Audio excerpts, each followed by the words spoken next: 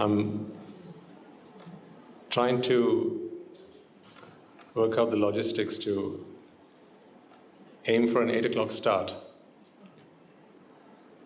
But I don't want to formally make an announcement and get you all to come in at 8, just in case we have some trouble getting here on time. So for the first few weeks, we want to just trial it and see how it goes. So this morning, we were fortunate to get in here by 7:30. And then the thought occurred to me that until we all get into the rhythm of it, and because it will mean you might have to get out of bed half an hour early, on a Sunday morning, perhaps this waiting time that we have, we could use for something like meditation. Maybe we could start Sunday morning off on some contemplation, and I could give you a karmasthana to contemplate on, or we could do something like that. There's enough and more we could be doing, if only we had a little bit more time, right? So let's let a couple more weeks or so go by, but we will try to get here for an 8 o'clock start, and let's see. If that is what the universe wants, then it will happen. You try and get here as early as you can, not before 6. So 8 o'clock would be perfect. If you can get in for an 8 o'clock start, that would be perfect. But for the first 1 or 2 weeks, we will just let it run like this. I don't want to push you too far. The aim is to help you, not to aggravate you. Right, let's begin then. Let us all take a moment to bring our palms together and make our veneration to the truth, and that is the Buddha. And as we do so, let us also remind ourselves that this is not a mere veneration of an individual, but a pledge of our allegiance to walk the noble path, to attain the noble fruits, and to confirm our steadfastness on this journey, and our determination and our resolve to get to that ultimate destination, which is unconditional happiness. Let us also realize that there is no refuge other than the refuge of the Noble Triple Gem. And having done so, let us take a moment to observe the precepts and then commence with today's proceedings. So please repeat all together and with me. Namo tassa bhagavato arahato samma sambuddhassa. Namo tassa bhagavato arahato samma sambuddhassa. Namo tassa bhagavato arahato samma sambuddhassa. That gave me an idea. We will use that later on today. There are teachers everywhere. Would you like to try some meditation today? Okay. We can use some of the time for that. But then you have to be sat down under a tree, mustn't you? With your legs crossed? How can you do meditation otherwise? What is to meditate?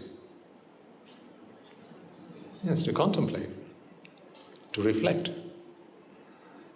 If I were to borrow an analogy, I'm meditating right now with my glasses. Can you see the analogy? Let me stop meditating for a second. There you go. Now I'm blind as a bat. Let me start meditating again. And I'm in meditation mode. Can you see the parallels? Why is that a fitting analogy? Without my glasses, what am I trying to look at? The world out there.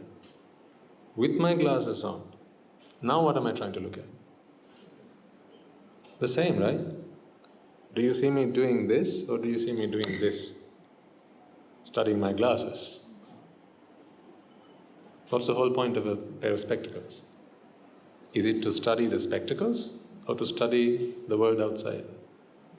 Indeed, with clarity, definition, insight. So these glasses help me see what I would normally be expecting to see, but I cannot because of a sight impairment. But these glasses help me see properly. See, this is the Dhamma in this analogy. All we need to know is how to locate these glasses, where I can find a pair of glasses, and then how to put it on. Once I put it on, the rest of my life is not spent studying glasses. I don't study reflection, refraction, and all that gobbledygook. That's for the optometrists or the opticians. Let the Sangha worry about that. Let the Buddha worry about that. We are disciples. I walk into the opticians not to learn about optics or light or how waves refract and reflect and so on. I just go there and say, I can't see a thing. And then they sit me down, get me to do one of those tests, and then they prescribe a pair of glasses. And then what do you do with that? You put it on. Once you put it on, you can see clearly. Without them, you're the same old person. You can't see, at least not clearly. So that is how we use the Dhamma. So what do you do at night, just before you go to bed?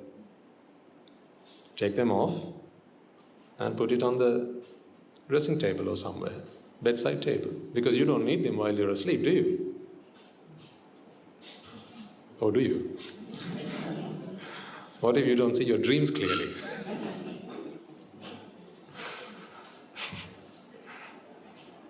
Actually, that's a funny thought, isn't it? Those who have visual impairments, what about your dreams? Are they clear? You have 20/20 vision when it comes to dreams, but not in real life. Huh? So, do you understand the analogy?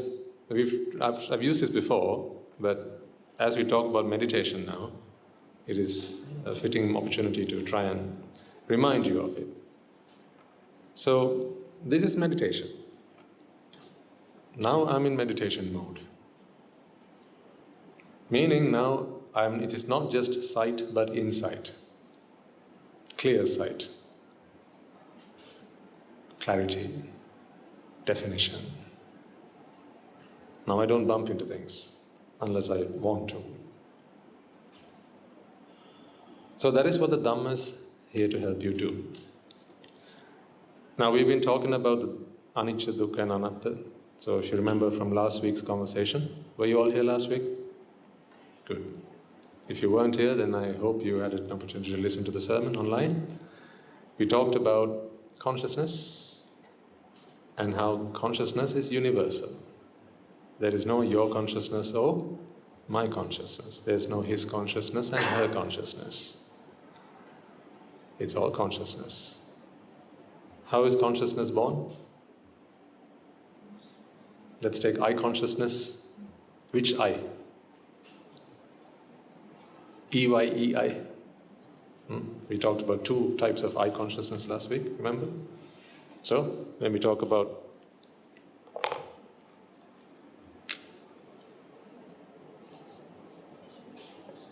I consciousness, how is I consciousness born?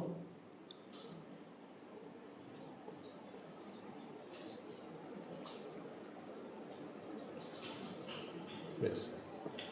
I plus sight object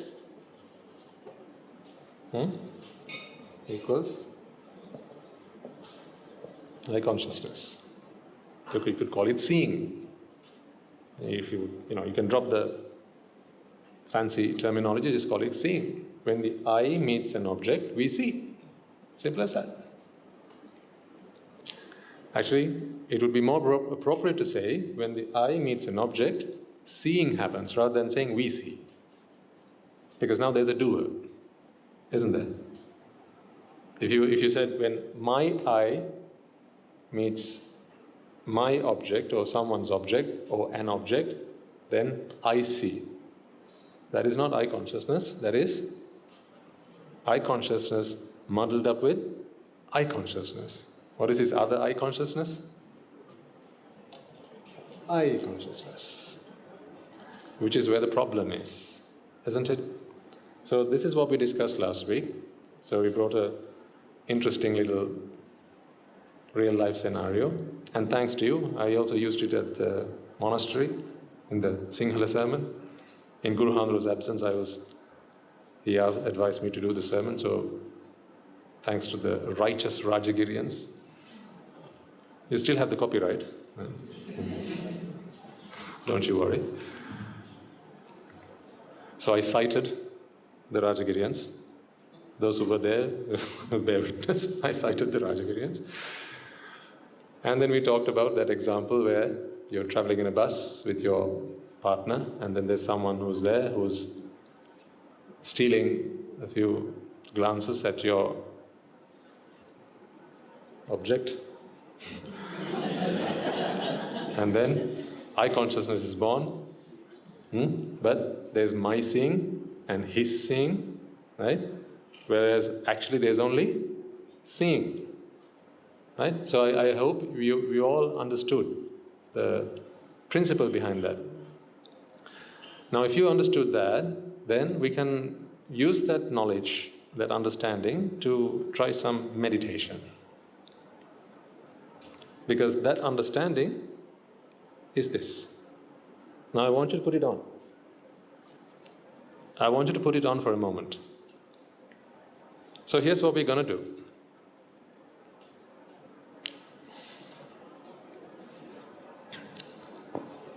I'm going to use this as a sounding bowl.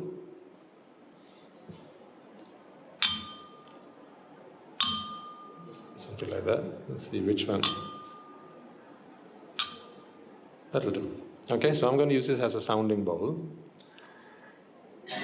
When you hear this sound, we don't have a bell, do we? A bell? It's a school. You don't have a bell, do you? Yes, electronic bells, yes. This is Gateway College, of course. It's fine, we'll manage with this, right? So when you hear this sound, I want you to think along these lines. Okay? First step. So there are about 3 steps to this. The first step is, let me take out I and sight and replace this with sound.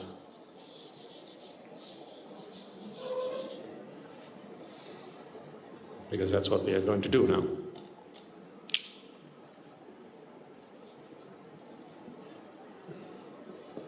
Go on, ear plus. We're going to have to call it sound object, ladies and gentlemen, because sound is not there in the outside world. Yeah? Sound does not exist in the outside world for it to come into contact with the ear. Because where is sound born? Sound is born in the mind. This is the moment of a sound being spawned, which is when you have ear consciousness. As I trace my finger along this formula, tell me where sound comes into existence, into this world.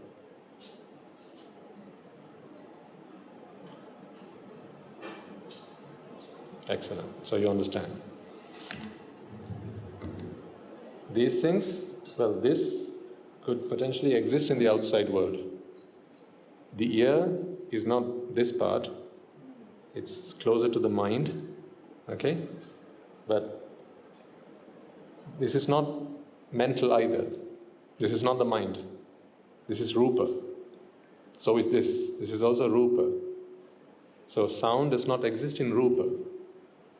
This is where vijnana happens. That is why they call it sota vijnana. Consciousness is vijnana. Sota vijnana. So when Sota Vijnana happens, that's the moment where sound comes into this world. We've spoken about this before. This is just a refresher. Okay, so here's the first thing I want to do. Let's take a few moments first. We'll do it step by step. When I produce that sound, I want you to reflect on this process going on inside of you. That's as simple as it can get. Shouldn't be so difficult at all. Yeah? What are we going to do? When you hear me make that, what, sound? When you hear me make that sound, I can't make any sounds. When I produce this vibration, you must understand why I say that, right? Because I cannot produce a sound, ladies and gentlemen. What do I do when I speak then? Again, these are vibrations. If you took out the medium, that is air between you and I, then this would be a silent room. Actually, the room is always silent, regardless of whether there is air or not. There's no sound anywhere here. So then what happens when you hold a voice recorder? If there's no sound anywhere in this room, but if you leave a voice recorder running, and then we come back and collect it later on, and you play it, don't you hear any sound? You hear. So did it not record the sound? Did the voice recorder not record the sound? Did it or did it not? No, it didn't. A voice recorder cannot record a voice. I don't know why they call it voice recorders. They're not voice recorders, they're vibration recorders. Because there's a diaphragm in the voice recorder. What does the diaphragm do? It vibrates. Vibrates to what? The air particles, or whatever substance it's in, those particles vibrate, and accordingly, so if the air particles vibrate like this, there's the diaphragm of the voice recorder, which is adjacent to that, and so they vibrate together. And these vibrations then generate an electrical impulse. Those electrical impulses are recorded either as a 0 or a 1, because there's only absence and presence. Isn't there? Absence and presence. The presence is recorded as a 1, and absence is recorded as a 0. Go back a few years back to school. How was your absence and presence recorded in the school register? Remember, it was just a 1 or a 0. So that's how vibrations are recorded. And then those zeros and ones are recorded on a chip, some kind of memory. And then when you play it back, what happens then? The electronic circuit, once again, reads the zeros and the ones. That's it. It doesn't read sound, because no sound is recorded. So do you have a sound recorder? Is it a voice recorder? Music recorders? They are misnomers. They should not be named such, like Kusalhami. They don't do what they are named. Isn't it? So then once you play it back, what happens? Again, there's a diaphragm. Now this time it's not the microphone, this time it's the speaker. But yet again, the speaker does not produce any sound. What does it produce? Vibrations in line with the zeros and the ones. So these are electrical impulses. Every time it hits the diaphragm of the speaker, the diaphragm vibrates. When there's a 1, let's imagine it moves forward and back once. When there's a 0, it stays put. That's it. So then you have 1 1 1 1 1 1 0 0 0 0 1 1 1 1 1 1. See, now you have vibrations.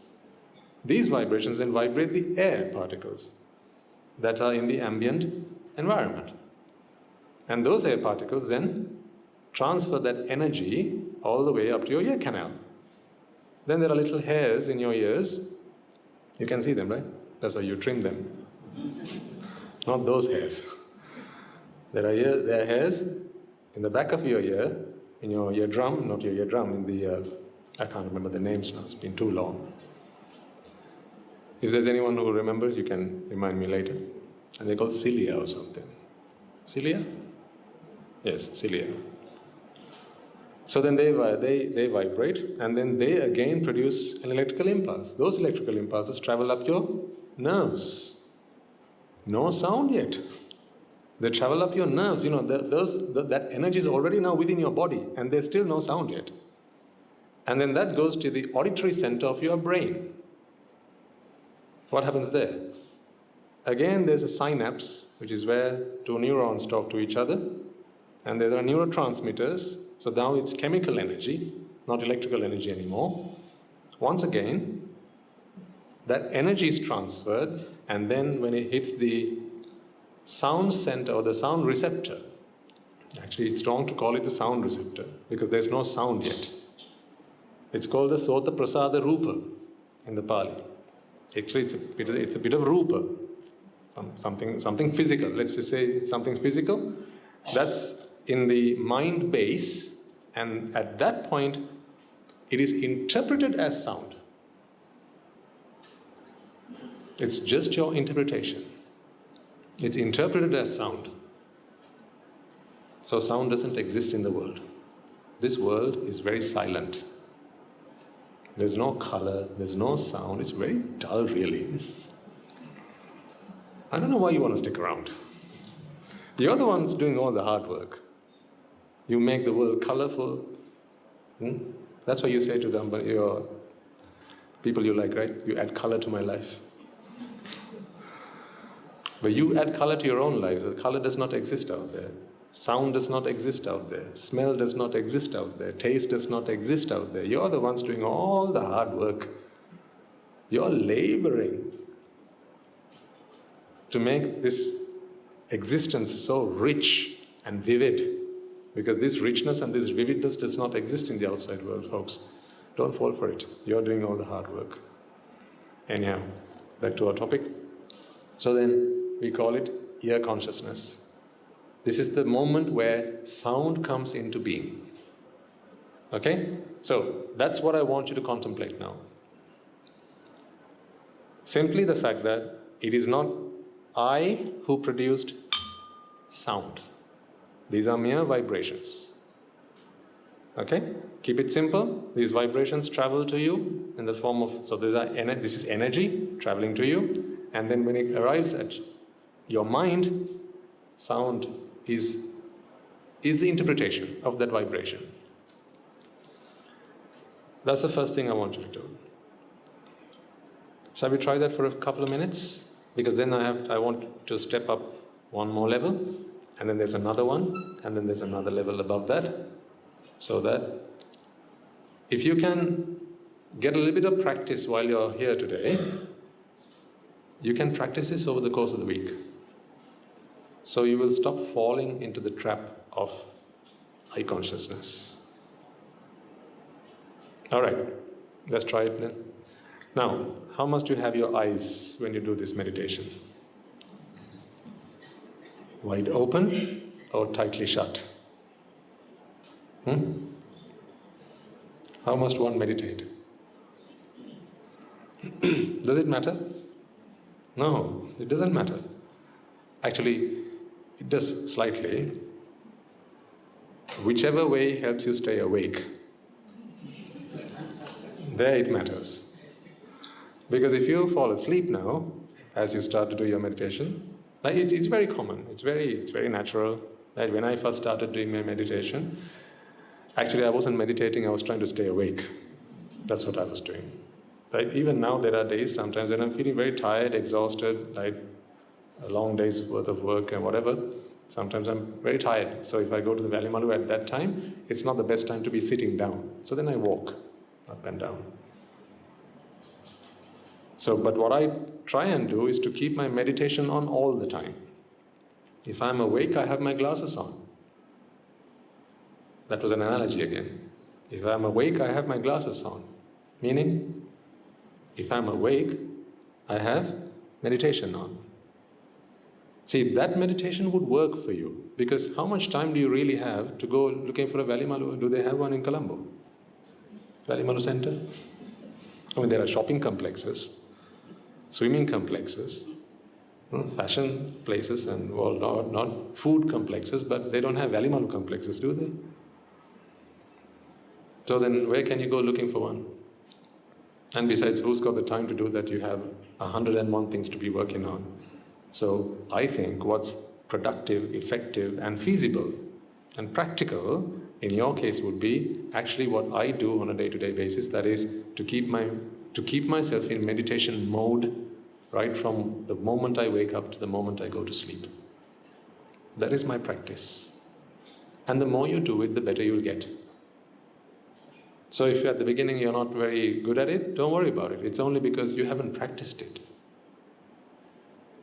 No one is born a master. That comes with practice and patience. Okay, so don't be disheartened. Now it might be that after we start this meditation, 3, 2, 1, and you are off. That might happen. If it does happen, don't you worry. I'm not just watching. I don't have a gun with me watching out like anyone who's falling asleep. It's okay, right? So don't be disappointed or disheartened. I will wake you up. I mean, not that way. I will interrupt your meditation at some point. So I'm not going to do this extensively today, just for a few minutes, just for you to get the hang of it. So don't worry about it. But as soon as you are alert and awake again, go back into this mode. Okay? Right. Enough talking. Let's start walking. Right. So I'm going to make this sound now. Am I? No. Good. I'm not going to be making any sounds. I'm going to produce a vibration. And I want you to contemplate as to how that vibration is translated into a sound in your mind. All right? Okay, let's have a go.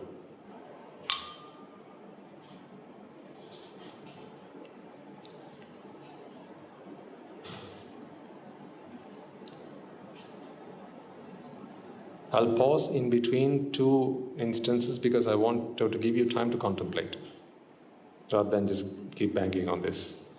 This moment of silence is for you to contemplate.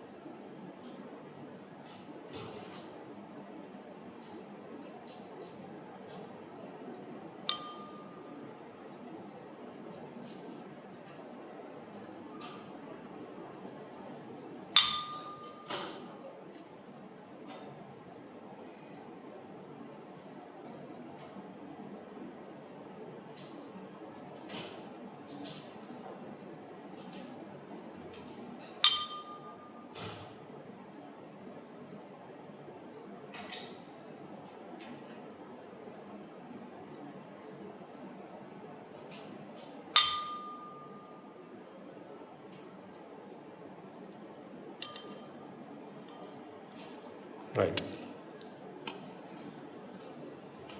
Let's pause there for a second. So, what was going on? Vibration. Come into contact with the ear. Where did sound happen? In the mind. Actually, it would be even more appropriate to say the mind is sound, rather than saying mind happened in the sound, or rather sound happened in the mind, because that kind of implies that there's a mind and then sound comes from somewhere. That's not what actually goes on. And a mind instance, ladies and gentlemen, is an instance of consciousness. It's an instance of awareness. See, I like this word awareness. When there's ear consciousness, that is a moment at which you become aware that something's happened in the environment. Something's happened in the environment, and you interpret it as a sound.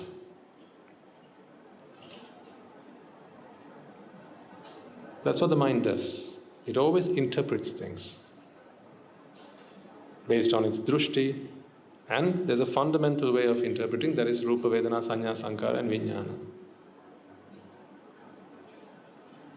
See, without Sanya, without Vedana, without Sankara, you would not be able to interpret. Interpretation does not happen anywhere else in this world. You think it happens here? Interpretation? No. It doesn't happen in the trees, rocks. Nowhere else does interpretation happen. Interpretation simply happens at the mind. Consciousness is the mind's mechanism for interpretation. That is why we call it awareness, to be aware. So when you are put into an environment, you become aware of everything that's going on. Actually, let me put it this way. I'm finding the right words to express this. So, actually, you're not becoming aware of everything that's going on. You're interpreting it based on the faculties that you have,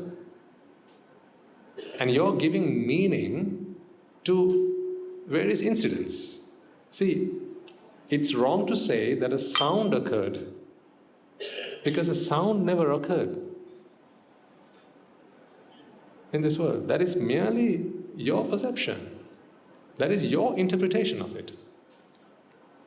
But something happened in this world, didn't it? That was only an event. You interpreted it as sound. But you didn't interpret it as taste, for instance. Why did you not interpret it as taste? Why did you not interpret that as taste? Why is that? Is that because it does not have any taste? So then it has sound, is it? No. It's because the causes aligned in such a manner that you are bound to interpret as sound. How come? See, these vibrations were only allowed to reach your ear. And then there are neural pathways. Those neural pathways take those electrical signals to your auditory center. But just imagine if it were possible. Say we hired Frankenstein for a day. If it were possible to rewire your neural pathways and then connect your auditory canal to, say, your, olfactory center? Smell? Olfactory, right? Yes. Connect it to your olfactory center and the brain, then when I do this, how might you interpret it? You go, can I have another one, please? You say, that tastes yummy. You might say, too sweet, Swaminathan, too sweet. You say, it's too salty. That's how it would work. Believe you me, folks, that's how it would work. It's no magic. Plain, simple, pure logic. Because and that is only possible because sound and taste and smell and those things don't exist in the outside world. They are purely your own interpretations of events that occur in the outside world. That's a huge realization. Don't take this lightly. You might think, well, I know it, like, let's move to the next part. No, it's not about moving on to the next part. I really want you to internalize this. If you have understood this, you will not go back home today. So this is no trivial matter. If you have understood that there is no sight, sound, smell, taste or touch in this world, then I can ask you this question. Right? Let's be honest. Right? What do you need to go back home for? Huh? You go back home because you have a fridge at home. It awaits your devouring. There's a TV at home that awaits your watching. Yeah? There's chocolate at home that awaits your taste buds. This is why you want to go home. That's why you say Kamesu Mityachara, not Abrahmacharya. We've talked about this. If you can truly understand what I mean, what I'm trying to get across to you, that these sensory perceptions are merely your interpretations of some random events that go on in the outside world, actually just fluctuations of energy. That's all they are. This, folks, is merely fluctuation of energy. It's not sound that I produced. Actually, this is mechanical energy. This is mechanical energy. Chemical energy in my body converted to kinetic energy through my muscles, and then there was potential energy released. Now you have vibrational energy. There is no sound energy here. This is again mechanical energy converted to vibrational energy. These are particles vibrating. Sound is only born in your mind. So there's no sound in this world. Then why do you need to listen to whatever? Why do you turn on the music? What music? What music is out there? There's no music in the outside world. You are the producer. These are all interpretations of energy fluctuations that happen in the world. That's the first thing I want you to get your head around. Any sound, for that matter, is merely it's your interpretation. So I come back to the question, when I do this, why don't you taste sour? Why does it not taste of anything? Yes, because your neural pathways are wired such that it would be impossible. The causes don't align. The causes don't align for which consciousness to be born? Taste consciousness to be born. That's why. So what if we were able to rewire it? Then of course taste consciousness would be born. Now there are some people who are born with visual impairments, and scientists have come up with new and innovative ways there are devices that are there. I'm sure many of you may know about some of this. There are devices out there, you generate a sound, well, not a sound, but it's a vibration, and then they start seeing things. Seeing things meaning they see patterns. Actually, what's going on? If they are blind, how can they be seeing anything? What if someone bangs you on the head? Let's try it. Except for the first row, except for the last row, there are volunteers who can help you with this. Have you ever banged your head somewhere? Like when you feel like it when you talk to your husband? It would be better to hang your head on a wall, right? You have this experience, right? When you bang your head somewhere and they say you see stars. If you ever fallen, right, had an unexpected fall and you bang your head somewhere, you see stars, right? Where did those stars come from? Were they waiting secretively until the right opportunity, and then they just come into your visible spectrum. No. What's going on there? How does science explain this? Very simple. The visual cortex, or the visual part of your brain, is in the back of your head. Right? So if you bang your head on something, what happens? Those nerves get stimulated. Those stimulations then reach the Chakku Prasada Rupa. This is a special part of the mind base, if you like. These are, let's call them receptors for now. There are some receptors at the mind base, and they pick up these signals. Those signals are then interpreted as I consciousness. Because those are the pathways. Once the causes are aligned in such a manner, you have no choice about interpreting it in any different way. It's not up to you how you interpret that. That's why you can't help but hear my voice right now. Can you block me? No, you have to listen to me. In more ways than one, but right now, you know what I mean, right? You can't stop yourself from hearing me because you have aligned the causes. Now, if you stayed at home today, would you be able to hear me? No, so why did you bring yourself here? What did you actually do in bringing yourself here? You were lining up the causes. If it was down to you, you wouldn't have to come here today. You could have just listened to me from wherever you were. But you know that there's no you to do anything here. It's not up to you. It's up to the causes. That's why the best you can do is line up the causes. Now, say you're at home and you feel a bit peckish.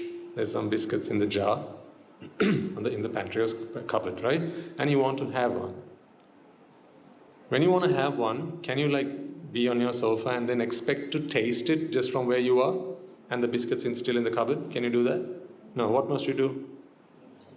You have to ask someone to fetch it for you. Or you must walk up to the kitchen and take it and put it in your mouth and take a bite. Why do you have to do all that? Because there's no you tasting. If there was a you who did the tasting, then it would be up to your wish and your command. Taste, befall upon me. It would all, and your wish is my commands, the genie would say. And then you would immediately start feeling taste. It doesn't work like that. The only way that taste can happen is if the causes align. The right causes have to align. So then, when I did this a moment ago, what was going on in you, inside of you? Folks, causes were aligning. If I hadn't done this, you still wouldn't have heard anything. Because the Rupa is essential. That kicks off the whole process. But Rupa alone would not have done anything. Because Vedana also has to happen. That's why only the living among you would have heard this. Any dead ones? No, so the furniture would not have picked up sound. But would the furniture not have picked up vibrations? Of course. Why is that? Because they exist in the world. That's why if I'd placed a voice recorder right at the back of the room, would the voice recorder not have picked up? See, it's again wrong to call it a voice recorder. Right? If we had placed a vibration recorder at the back of the room, would it not have picked it up? It would have. But only the living among everything in this room picked up sound. Now, what does that tell you about sound? It only occurs in the living. Meaning, it is your interpretation of energy fluctuations that happen in the outside world. See, that is what went on inside of you.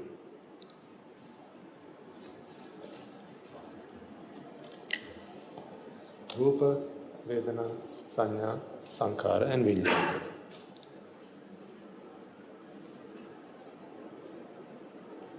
This ear and sound object, they all come under Rupa. When we say Rupa, it encompasses both ear, that's a Chakku Prasada, Rupa, that's Rupa again. And then the object or the vibrations, in this case, again it's Rupa. Right? So there's the physical Rupa, and that Rupa is made of the pure octet.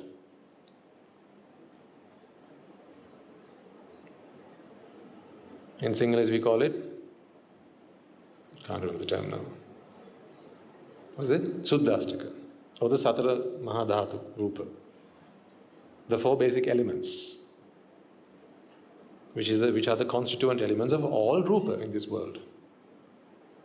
But you can't see them. Why can't you see them?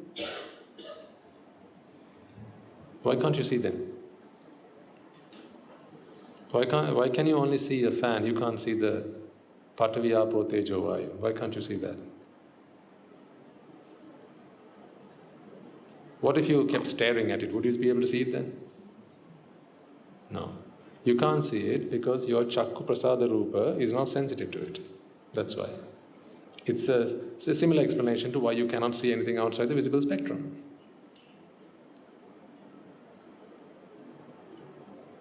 That's why you can't see them.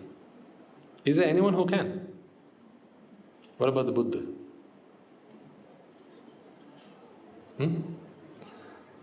I don't think the Buddha can physically see it. But he can sense their presence. That's a mind affair. Because his eye is the same as our eyes. He has special powers and all that, perhaps, but the eye is the eye because he eats the same food as everyone else. Right? So that food has to go up to making his body. So when he says, I can see, what he's actually saying is, I understand. In his mind, he can perceive the 4 great elements, but I doubt whether he can actually physically see them.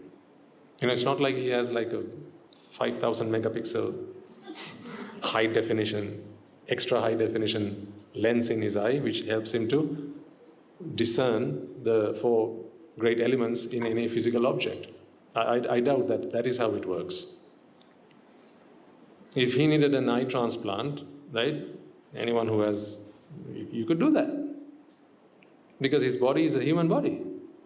That's why it decayed, just as any other body does. It came out of a mother's womb, just like anybody does. So when you think of the Buddha, I don't want you to think of Buddha like a Superman. It's his wisdom. That is what is Buddha about him. His insight, that is what is Buddha about him. His mental acumen, that's what is Buddha about him. His understanding of the world. That is why you can also achieve to that and attain to that. Understanding. So, coming back, all of this is Rupa. So vibrations are Rupa. But Vedana, Sanya, Sankhara and Vijnana can only happen at a mind base. And the mind base only exists among the living things in this room. That's why your furniture does not have a mind base. The voice recorder does not have a mind base. Therefore, the voice recorder does not know what you're trying to record with it. Although you call it voice recorder, the voice recorder might ask you, what voice? Just imagine if a voice recorder could speak, and you could like say it was a voice-activated voice recorder. Just imagine, and say, voice recorder, can you record my voice, please? What would the voice recorder say back to you? What voice? What voice? Make some sound and I'll record it.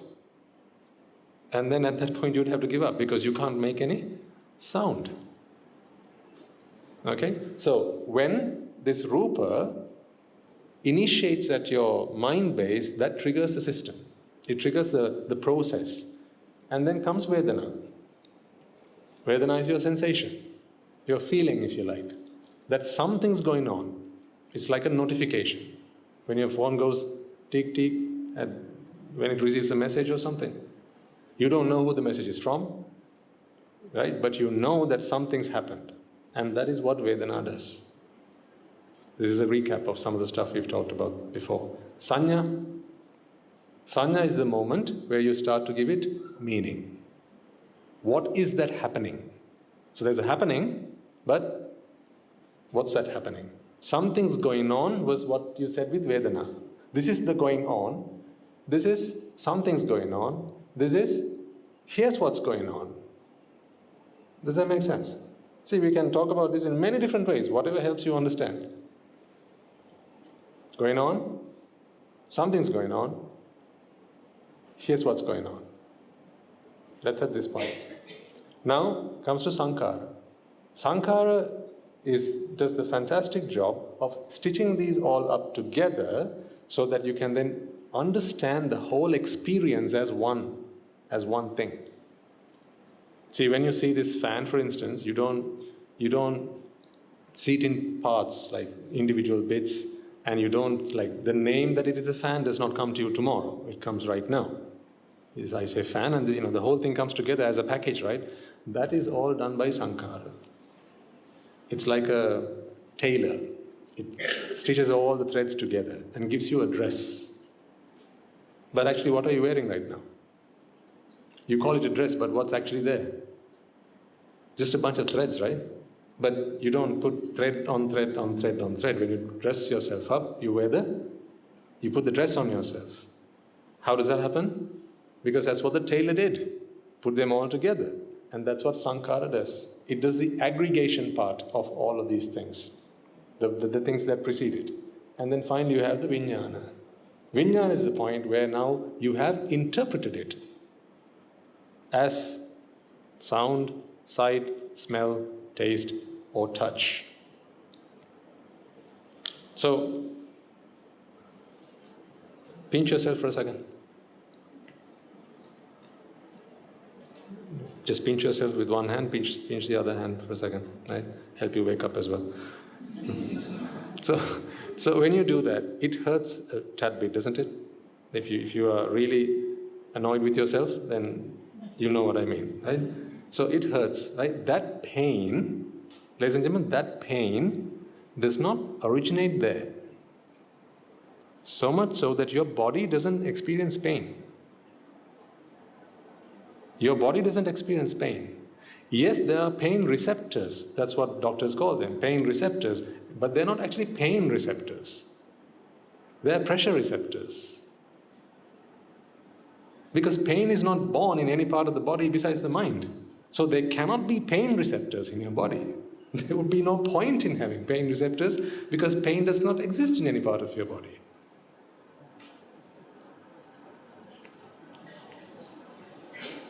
So when you have a knee pain or a stomach ache, or you have a headache, you hold your head and go, I have a terrible headache. Don't hold your head when you say you have a terrible headache. Because the headache is not in the head. I don't know whether you can understand what I'm trying to get across to you. I'm trying to help you unlearn about yourself and relearn about actually who you are. You are nothing more than a bunch of processes put together. You are worth nothing. You're just a bunch of processes put together. And then packaged up with this I consciousness, which makes you feel like you're this very special person. Only in your world are you such a special person. Actually, you're just a bunch of processes put together. That's it. That's all you are. Meaning, you are just like the universe. You're no special from the universe. But once you understand that, you become one with the universe. But right now, you feel that you are one and the universe is something else. That's the problem. The universe considers you to be part of itself. You consider you to be separate from the universe, separate from nature, and therefore you are at odds with it. That's why when it rains, you don't like it if you don't want to get wet. When it's sunny, you don't like it if you don't want to be hot. But if you want to get wet, now you want the rain. If you want to be hot, then you like the sun. Right? You see, you always have an agenda of your own. That is because you go against nature. But the truth is, none of that is true. Can we get the lights on, please? These lights on, please. Thank you. Sunday morning, lights off, bad idea. Thanks. Otherwise, I can't see you. I have to read you so I can talk to you. You can't see the screen. The writing? Okay. Okay, I won't write then. I want to see you. I want to read you, so I know that these words are resonating in between your ears, right? If I cannot connect with you, then it's difficult for me to do what I'm trying to do. Because this is not just a lecture. This is a life-transforming sermon. That is what it has to be, not just a lecture. There's no test at the end of this. Your life is at the end of this. That is the test. So it matters. Every word matters. Your understanding of this matters. How you comprehend this matters. Whether you can take something away from this at the end of this talk, that all matters. So it matters. Everything matters. Okay? From time to time we'll switch it off when necessary, but for now, let's remain connected with me. I want you to sense me. If you can sense me, I can sense you. It's a two-way street. Because some of this can be a little bit heavy. That's not my fault. It's only because you have yet to see the world in this way. You're yet to interpret the world in this way. And once you start doing so, then none of this is not magic. It's very logical, it's very scientific, it's very reasonable, very rational. This is the truth. The truth cannot be confounded, can it? Only a lie can be confounded. The truth cannot be. The truth has to be simple. Right, where were we? So all of that is rupa. But perception, interpretation happens at the point of vijnana. Okay? But that can only happen where Vedana, Sanya and Sankhara can happen. These three things can only happen at a mind base. And that is why sound can only be experienced at a mind. In this world, if there are 8 billion people alive, then there can only be 8 billion sounds maximum at any given time. Of course, I'm talking about human beings, just human beings, right? Just imagine if only humans could hear, and there were 8 billion of us altogether, then if we produced a vibration so that all 8 billion would hear at the same time, then how many sounds are there at that moment in this world? 8 billion sounds. That's it. Not one more, not one less. Because sound does not exist out there. Okay? I think the point is clear to you now. So, when we did that practical, what I wanted you to do was to reflect on the fact that this is what's going on with you. So I hope you did that. Now, let's move on to the second stage of that. The next step here is I want you to pick up the hijacker. I want you to be aware of its existence first. So, the next time we start doing this, so we'll do it again, I want you to sense that it's not just hearing that happens, but you will also be able to pick up that you feel that it is you who's hearing it.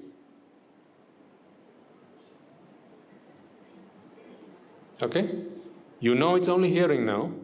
You know that it's only hearing because it's only a process, but you will not be able to stop yourself from feeling that it is you who's hearing it. In fact, you can ask yourself, who's hearing this?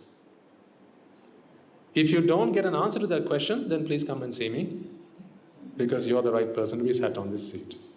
But if you do get an answer to this question, who's hearing? And if the answer comes back, I am hearing, then I just want you to be aware of that. I want you to pick that up. Because sometimes we are just so familiar with it, so it just happens all the time that we just miss it, that it's actually going on within ourselves. Because that is your I consciousness, your ego, your Játhi, your dukkha. Okay? So, we'll do that again one more time. This time round, as I make these vibrations, you will hear the sound just as you did before.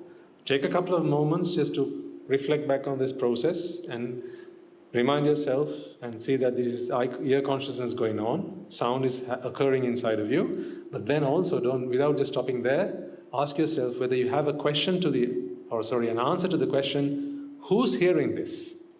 If you have, good. Then you're in the right place. If you haven't, you need not be here. So you're in the right place if you have an answer to the question, who's hearing this? Okay, pick that person up. Identify them. All right? Right, let's do that for a couple of moments and we'll continue our conversation. Right, if you're ready.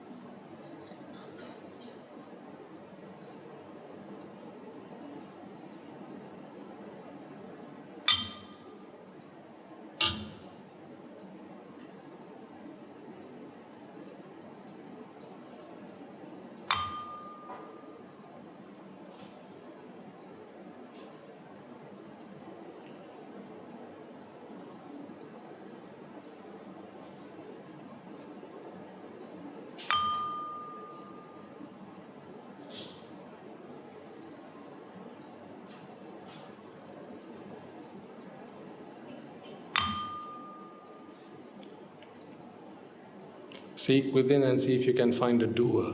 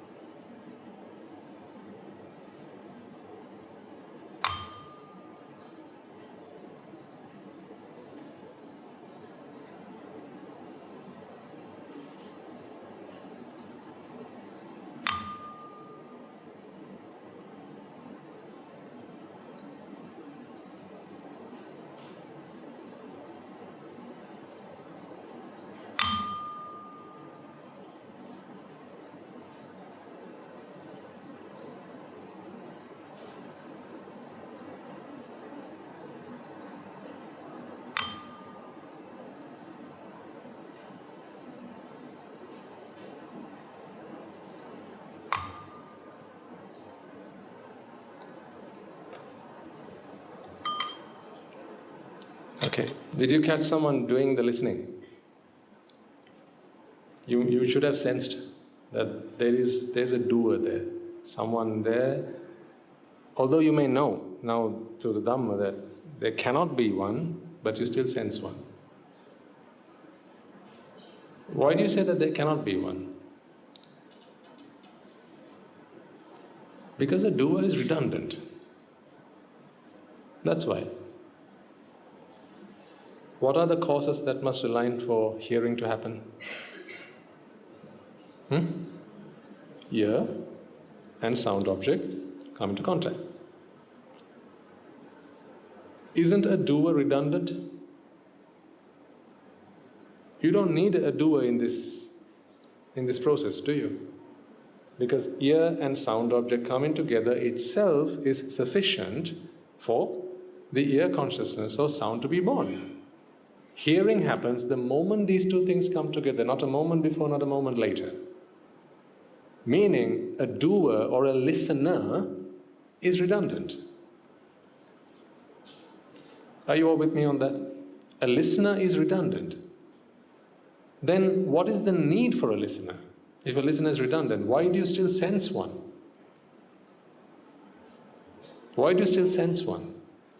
You sense one, ladies and gentlemen, because there's another process running alongside this, running parallel to this, that produces a doer. It's not the listening process.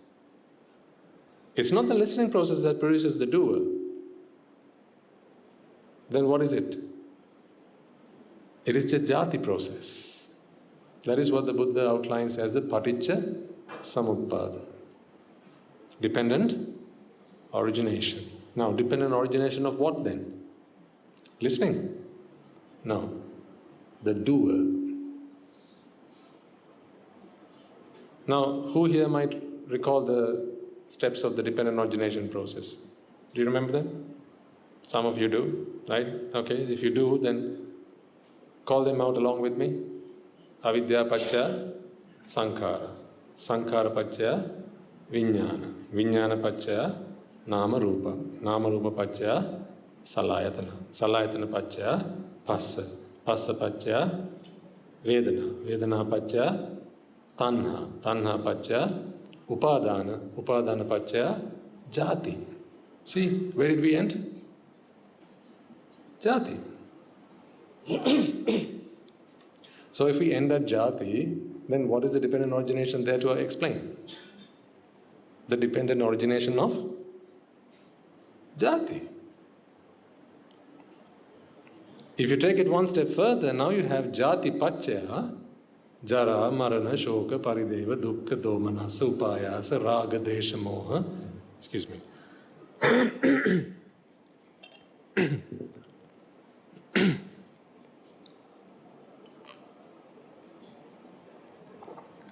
The 11 great fires. Thirst is not one of them.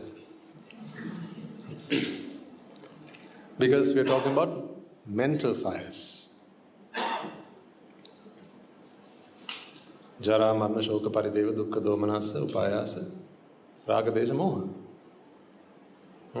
These 11 great fires are all mental fires. They're all mental fires. They have to be, because what is Játhi? Játhi is also mental. So the dependent origination process then outlines the process that generates Játhi, which is your sense of self, which is the doer in the hearing process. So I'm trying to really break this down and keep it as simple as I possibly can for you, so you can identify hearing from the hearer. Hearer? Listener. You can't have a hearer, can you? Because that is passive. But you can identify because you see, there isn't a listen and a listener. Actually what there is a hearing and a listener. We are talking about sound. There cannot be a listening, because listening is active. This is not an active process.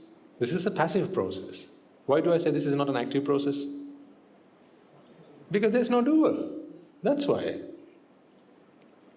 Because there's no doer, you can't say that this is listening consciousness. This is hearing consciousness. It happens when there are causes. But alongside this happens another process which generates a what? A listener.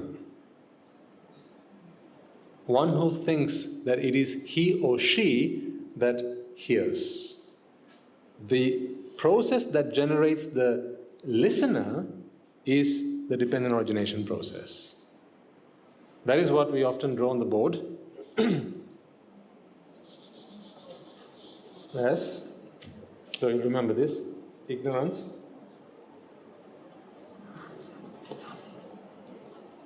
Leads to attachment. Leads to vexation. Leads to abhisankara, which is formation. Not this sankara, okay? This is sankara, this is abhisankara. There's a difference here. This happens in the absence of ignorance and attachment. This happens in the presence of ignorance and attachment. Okay? Actually, this word abhi means new. A new generation. A new generation. You need to switch the lights off now. Okay. Abhi means new. So, it's not a new sankhara per se. This sankhara is supposed to bring out something new. What is that something new?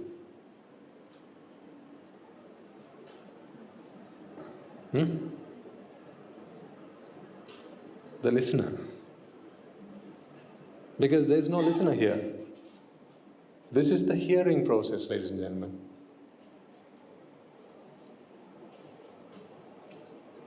Does it sound like Greek? If it's not making a lot of sense, just give me a show of hands. It's fine. It's perfectly fine. I'll go over it again. If this is not making a lot of sense. Make sense? Okay. All right. Okay. This is the hearing process. Rupa, Vedana, Sanya, Sankara, Vijnana. By the time it comes to Vijnana, we are talking about hearing. This is how hearing comes into being. Okay? So here's where the ear and sound object were involved. They came into contact, passa, on the mind base. And that's why this is how we know that you're a living being. If you weren't a living being, an inanimate object, then you would just have rupa. But we know that you're a living being because Vedana, Sanya, Sankara can happen within you. As a product of that, Vijnana also happens within you. Make sense? Yeah? Okay. So help me to help you, okay? I need you to engage with me. If it's not making sense, just let me. It's not making sense. So I know you're... I could read I don't like to say Tamil paper because that sounds wrong.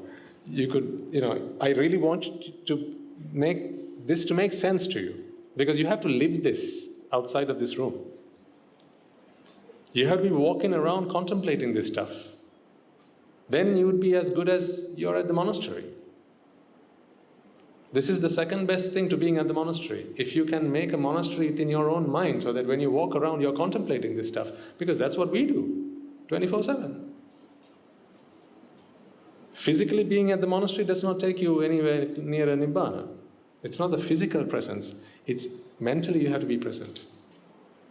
And I know you can't come with me to the monastery, but I can bring the monastery to you if you can do this contemplation while you are not here with the teacher. Right. This is the what process? Which process is this? The hearing process. Okay? But when you contemplated on the hearing process, you also sensed that there was a listener, didn't you? There was an individual. I asked you to ask yourself the question, who's listening to it? Did you get an answer to that question? What was the answer? Either I or we. Those were the two answers that would have come to your mind. If you thought of everyone, you would have said, we are listening to it. If you thought of yourself, you would have said, I am listening to it. But listening does not require an I or a we. So then what's the I doing there? Getting its feet into other people's business. What's the I doing there? There's nothing for an I to do there. But it comes along nevertheless. So then we have to identify what is the process that brings this I into the picture. That is where this process comes in. Ignorance leads to attachment, leads to vexation, leads to abhisankara. So here's where I was asking you the question, what is the abhi in the abhisankara? Abhi is new. What are we trying to bring newly? A listener, well done. A listener. So abhisankara leads to Bhava, which is becoming. And then ultimately you get Játhi. Now this whole thing is another process. These two processes run concurrently in your mind. Which one do you want to stop? Which one do you need to stop? This one or this one? This one. What do you call those who have stopped this? Arahants. Have they also stopped this? No. This is Nibbāna once you have stopped this. This is Paranibbāna once you have stopped that. You've heard the two words, Nibbāna and Paranibbāna. When you stop this process, ladies and gentlemen, you have attained Nibbāna. When you have seen that these two things are two different processes and the causes that lead to the creation of this, now you have entered the stream. Because how can you stop something without knowing its causes?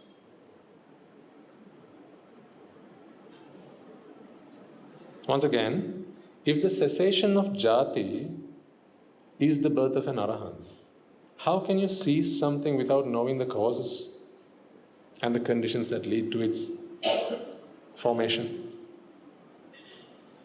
Makes sense, right?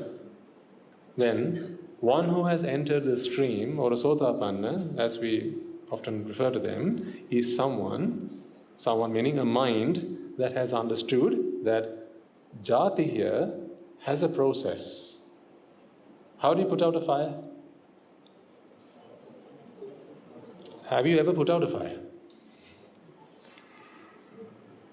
Can you put out a fire? It's impossible to put out a fire. You don't agree, do you? Some of you are looking at me discombobulated.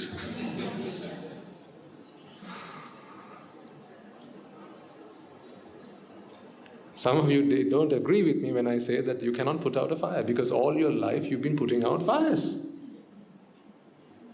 You'll tell me, Swami Mahansa, I am a mother. All I do is put out fires of all shapes and sizes. At home, when I have to cook my meals, I light the fire, and at the end of that I put out the fire. What are you saying we don't put out fires? All I do is put out fires. No. You cannot put out a fire. What can you do? Exactly. You can only eradicate causes that continue to keep a fire alight. Because there is nothing in this world that you can put out or extinguish. See, if you were to put out Játi, you'll have to start from Játi and work your way backwards. But you cannot put out Játi. You can only cease its creation. Therefore, you have to start at the beginning. Does that make sense? If you were to put out something that already exists, you would start with it. Right? So you'd start, right, let's take out Játi first. Then let's go back and take out Bhava next. Can you take out Játi while Bhava is still there? Can you? You can't. So it's pointless. You can't cease Játi while Bhava is there, because what does Bhava lead to? Játi. Can you kill a tree by pruning its branches? Just lightly pruning branches? You can't, because every time you prune the branches, the next rainy season comes along and therefore you have a fully grown tree again. That's why if you want to seize something, if you want to stop something from, you can't actually take out something that is already there. All you can do is stop the next occurrence of it. That's the thing. Please get that point into your minds, ladies and gentlemen. This is profound wisdom. That's why this is not palatable for everyone. It doesn't taste great until you get it. Until then it seems like, one of those days again. No, this is not another one of those days. This is the day that changes your life forever. I'm trying to get you to understand that Játi is led by causes. This is what the Buddha did with the Dhammacakkappavattana Sutta. At the end of that, a Sotapanna was born.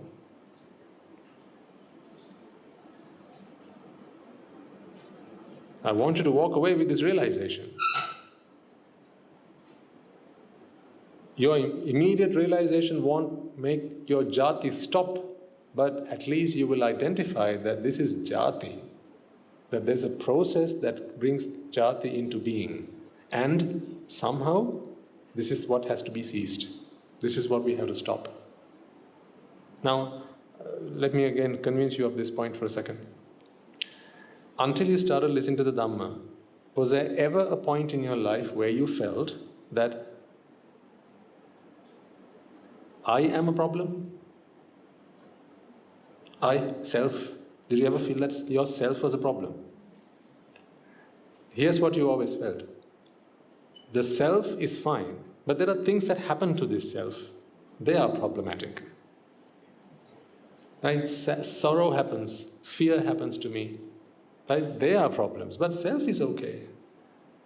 When you're having fun, when you're putting your feet up on the teapot and drinking your Bacardi, right? You're having fun, having a good time. You've never complained about anything, have you?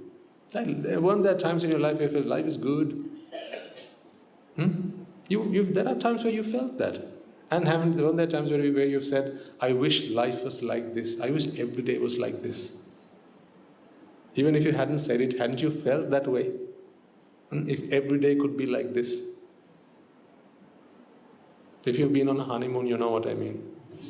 But that was the last day you said that. If every day could be like this. Or maybe, when you take a break from work, you've been working the whole year and you take a couple of days off or a weekend off or something, and you go with your loved one, you walk up you go on a nice walk, right? I've not been to these places for a long time, so no, I can't remember those. What are they called? Help. Unashamedly help me. When you take a nature trail, or go see the waterfalls, right? Or go sightseeing, whatever. Go for a drive. I used to do that a lot. Go on drives, and see the vistas, and go to the beach and watch the sunset, listen to the birds, right? And the waves crashing on one another. Right? When you just imagine that picture, take yourself there for a moment. What do you want life to be? What do you want every day to be? Like that, exactly. So much so that when you saw someone else doing that, what did you want? The same for yourself, right? See? Just like what we talked about last week. The boy who sat next to the girl, what did the other boy want? The same as this boy. See, when you went through that experience, ladies and gentlemen, you never batted an eyelid. You never considered that to be a problem. You never complained. If anything, you looked up at the heavens and said, thank you. Only if every day could be like this. And the God Almighty, from where He was, He looked at you and He spat on you. This is not what I want for you. You're trying to make heaven on earth, whereas heaven is with me. Come and join me, is what He said.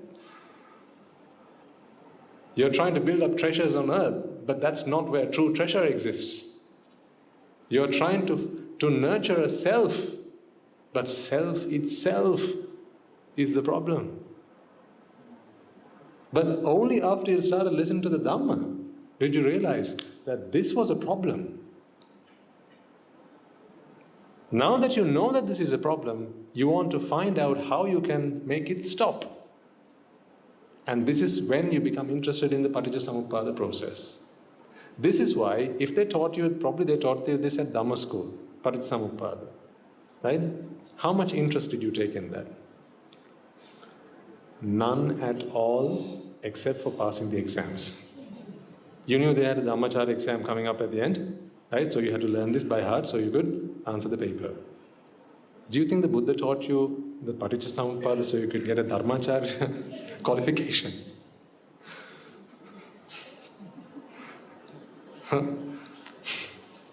You think that's what the Buddha spent infinite eons trying to come up with the Dhamma so that he could teach you, so that you can become experts in it and pass exams with it and get a qualification, a certificate next to you and some credentials next to your name?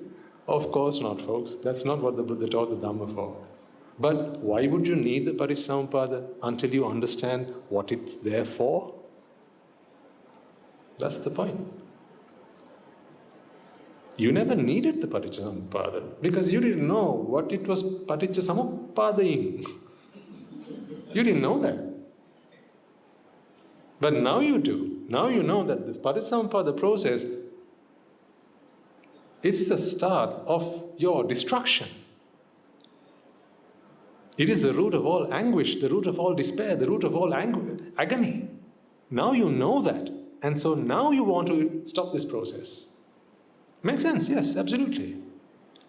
So now's the time to start to work out what all this is. Because now you need to know how to cease Játhi. But the fact that you know that Játhi can be ceased means you must also know that Játhi is the effect of causes. You cannot be ignorant to the fact that Játhi is the effect of causes, but also wish to seize it. Those things are mutually exclusive. In other words, the moment you feel like you want to put out a fire, you also know that a fire is the product of causes. Otherwise, the thought of putting it out doesn't come to your mind, does it? Why are people so scared of cancer? Why is a cancer deemed more? What word can we use? People fear cancer a lot more than they fear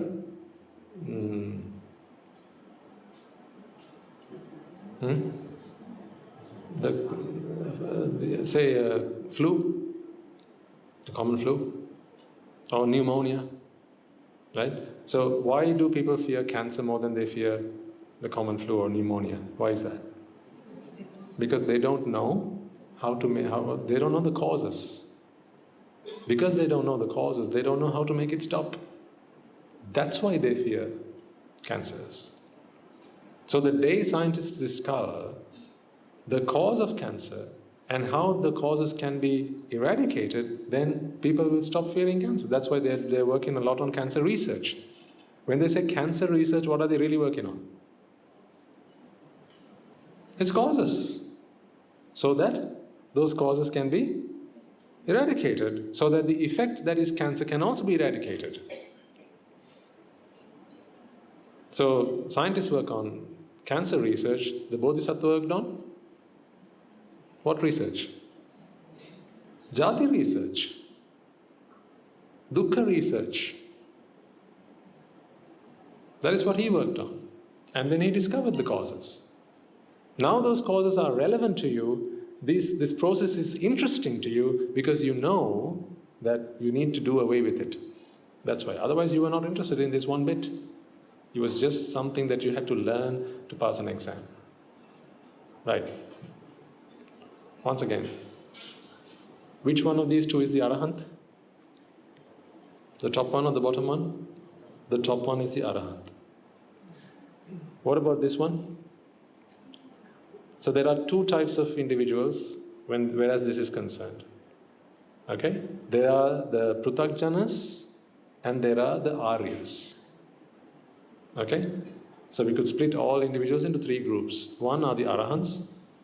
Two are the Aryans who are not Arahants. So that includes the Sotapannas, Sakrodagamis and the Anagamis. And then you have the Pruthakjanas. So people are of three types. Threefold. Now, who's an Arahant? With reference to this, someone who has seized the bottom half of this chart. Okay? Who's a Pruthakjana? Oh wait, who's a Sotapanna, Sakrodagami and an Arahant, the second group? Have they seized this? No. But they know that this is what's going on. One who has seen this for the first time is the one who has entered the stream. That's why they call the stream enterers. The stream that ends where Játhi has been exterminated. Okay? So who's the Pruthakjana then? Which one of these two does the Pruthakjana have? Only this one, right? Not this one. Why do they need this one? Can you have this without this? Can you? No, why not? Why not? That's a good question to ask. Why can you not have this without this? It's a bit like this. You cannot have a rock in your shoe until you put your shoe on, right? But it's not the shoe that cuts. It's the rock in the shoe that cuts. But you can't have the rock that cuts your foot until you wear the shoe, right? In the same way, this is the shoe. This is the rock. But to know that your foot is cut by the rock is to know that it's time to take it out. And then there are those who have completely taken it out. So no more cutting, no more bruising, no more cuts and bruises. But they still wear the shoe. No problem, because the shoe causes no suffering, no problem. So there's no problem with hearing. There's no problem with seeing. There's no problem with smelling or tasting, which is why you don't have to have your eyes shut when you're meditating, because there's no problem with seeing. I mean, I rest my case. There's no problem with seeing, because seeing is not the culprit. So you can have your eyes open, you can have your ears open. So must you need a silent room to meditate? Okay, oh boy. So when you go into a silent room, which one of these two stop? Which one of these two are you trying to stop? Walking into a silent room to meditate? You're trying to stop this one, because you don't want to hear things. You want it to be silence, so you can meditate. What's the point of doing that? Because this is not the problem. This is not the problem. This is the problem. Even when you're in a silent room, ladies and gentlemen, you're still hearing silence. Like, let's all be quiet for a second. Can't you hear something?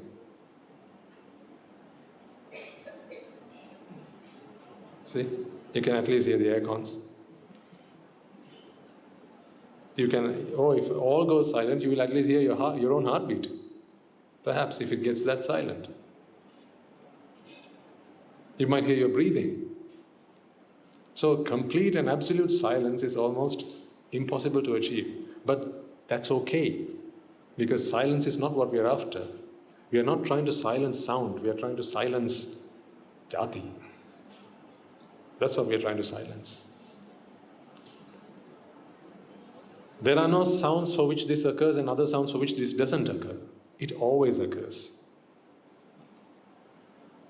Do you understand? There are no particular sounds for which this occurs, and for others it doesn't. There's no such thing. It occurs in every single chitta, because every single chitta wishes to experience a sense of existence. That is what ignorance is, after all. Ignorance is your thinking, or it's bad knowledge, that there is separation, that there is uniqueness, there's an identity.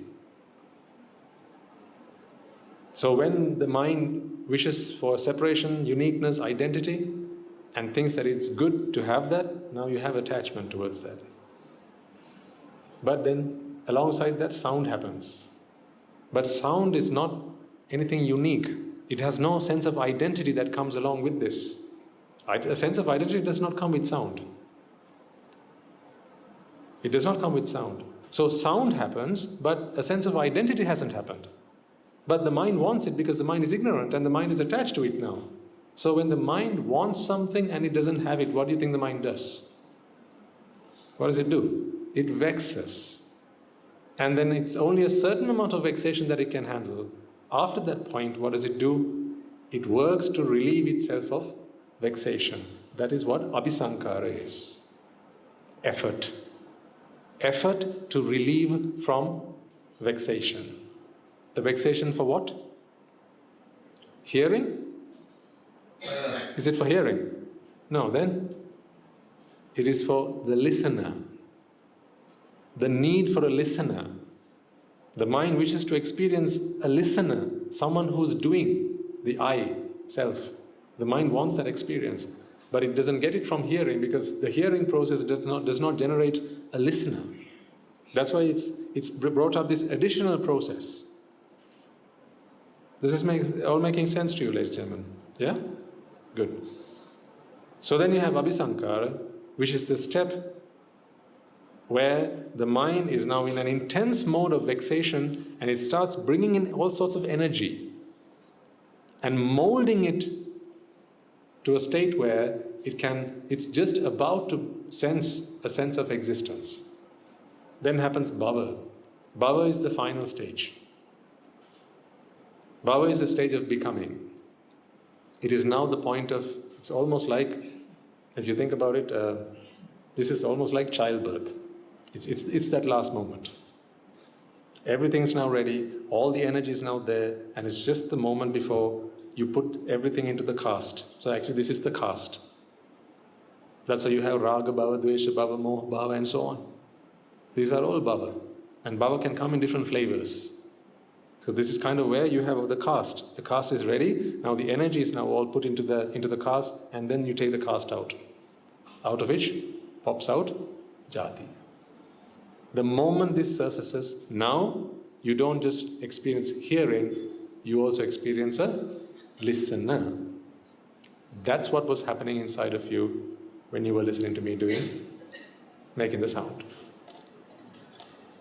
So, which of these two processes are running inside you right now? Which one? Both of them.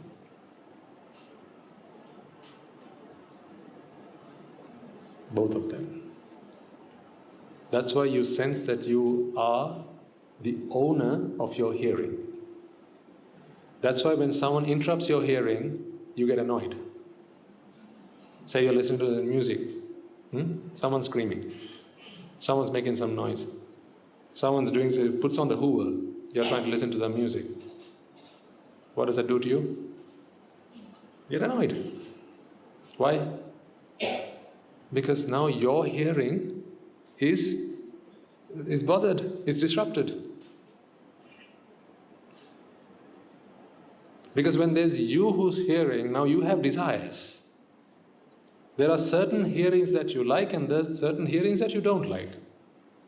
All these preferences, desires, aversion, all of that gets into the picture the moment this is born, ladies and gentlemen. This is so pure. This is so pure. This is Nibbāna. Nibbāna is not the cessation of sight, sound, smell, taste or touch.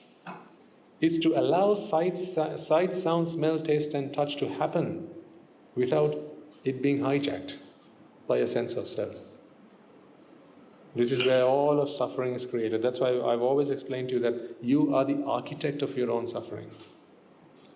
You are the architect of your own suffering. You're the builder of your own suffering. You're the engineer of your own suffering. No one makes you suffer besides yourself. See? Yourself. This is your sense of self. Játhi.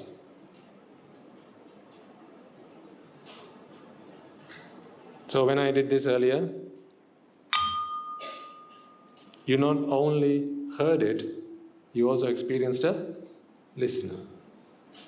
So, whose hearing was that? Whose hearing was that? What does your mind tell you? It's my hearing. The mind tells you that it's your hearing. Now just imagine if one of you went deaf all of a sudden. Right? Just imagine that someone goes deaf, right? So then I say, and just a moment before you went deaf, right? I say, I'm going to make the noise again and give me a nod if you hear it. Okay? A moment before you go deaf, I say that. Then you go deaf. Then I do this and everyone's nodding besides you. Because now you've gone deaf, so you can't hear it. How does that make you feel? Just imagine if you went deaf all of a sudden, how would that make you feel? Intensely vexed. Why? Why? Of course, because now your hearing is not happening. But hearing is still happening all around the room. You know, if there are 200 of you, 199 people are hearing. So what's the deal? So what's the problem with just one person not hearing? But no. It doesn't matter if all 199 of them went deaf. But who cannot go deaf? I can't go deaf. Why is that? Whose hearing are you experiencing? My hearing. See? That's where fear and grief come into the picture. That's where fear and grief come into the picture. Aren't you afraid that you might lose your sense of sight, your sense of sound? Don't you live in constant fear? You'll say, no, Swami, no, we don't have such a problem. Really? You have become so accustomed to it that you don't even know that you have it. Let me call out a few things you are afraid of. You are afraid that you will lose your sense of sight. You are afraid that you will lose your sense of sound. You are afraid that you might lose your sense of smell, or your sense of taste, and your sense of touch,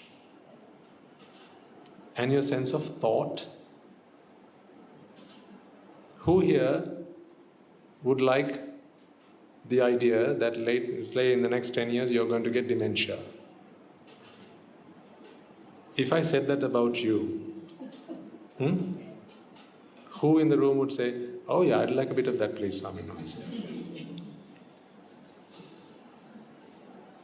None of you would like that, would you?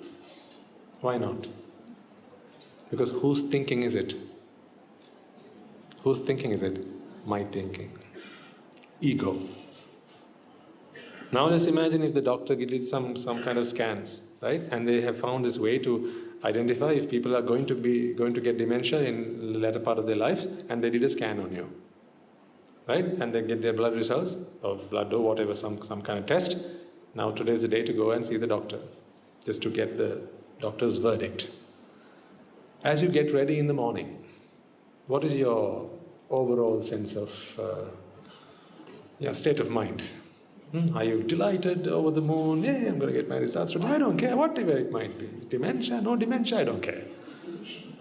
Are you like that, or are you in a sense of intense worry? Because you have a problem. What if? What if? What if? See, just like your heart goes lub-dub, lub-dub, your mind is constantly going, what if? What if? What if? What if? You can't help it. Not unless you eradicate Játhi. You're helpless. You can go and pray to the gods, you can go and make offerings, you can do whatever you want, ladies and gentlemen, but nothing will save you unless you do something to stop this. You constantly live in what if fear. This what if fear is not something you can do away with, because it's there, because Játhi, it's a byproduct of Játhi. When you cross the street, what are you in constant fear of? What if? When you park your tree, you park your car under a tree? What if? As you drive your car out the garage, as you drive your car in the city around on the roads, what are you constantly in? The drivers among you, not drivers as in that way, car owners, people who drive, what are you constantly in fear of? What if? Right? When you're tailgating someone, or someone's tailgating you, what are you constantly in the fear of? What if? Isn't your life just full of what ifs? As you climb down the steps, when you're a bit younger, you have this false sense of confidence because you think, I won't fall, because it's I who's going down the steps. That's your I consciousness. So young people never trip and have falls, do they? It's only the elderly people that it happens to, right? That's why they don't wear helmets when they ride bikes, because what's the reason? I consciousness. That's the ignorance. You say that that's a lack of maturity. But what you actually mean by lack of maturity is that they just don't have enough experience. Folks, you don't need experience to have maturity. You can make up for your lack of wisdom with experience to some extent. But then there are plenty of people with ample experience, but they still do really foolish and stupid things. Otherwise, why would a man who gets divorced marry again? Anyway, where did that come from? Well, eye consciousness. Eye consciousness. When you're younger, you have this feeling that I'll be okay. I'll be okay. And besides, your peers tell you that it's not very nice when you put your helmet on. You don't look you're at your best. Right? It has this whole like a gonibilla thing on your head. But without that, you have your nice hair, you got your gel on, you got your makeup on or whatever you have on, and you can look your best without your helmet on. Right? And you want to show that you are very brave, very courageous, very outgoing. Those are the vexations in a young mind. That's why they are willing to sacrifice their life, but they don't think about it. It's not that they don't know that if they have an accident, something terrible would happen, but they feel this false sense of confidence because of eye consciousness. And every time an adult comes up and says, don't do that, put your helmet on, they won't heed, because you'll only antagonize them. Because their eye consciousness is far greater, their egos are far greater than giving heed or attention to your wise words. In those moments, ladies and gentlemen, there's only one answer. Játhi. I'll tell you why, when you have an understanding of Játhi, this will stop. Let me explain that to you as well. This is good to know. Why is it when you understand Játhi and the principle of cause and effect, you become much more careful in your dealings? It's because you begin to understand that anything and everything is possible. All that is required are for causes to line together. It doesn't matter what I want or not. My personal preferences and desires have nothing to do with these situations. It's all a matter of causes and effect. That's how your understanding of Játhi leads you to live more mindfully and be more careful. That's why they don't take unnecessary risks. That's why.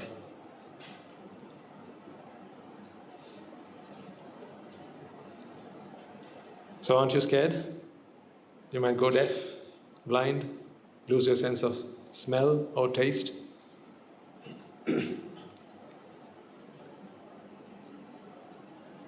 Just imagine you had a tree at home. Let's say there's a mango tree. And some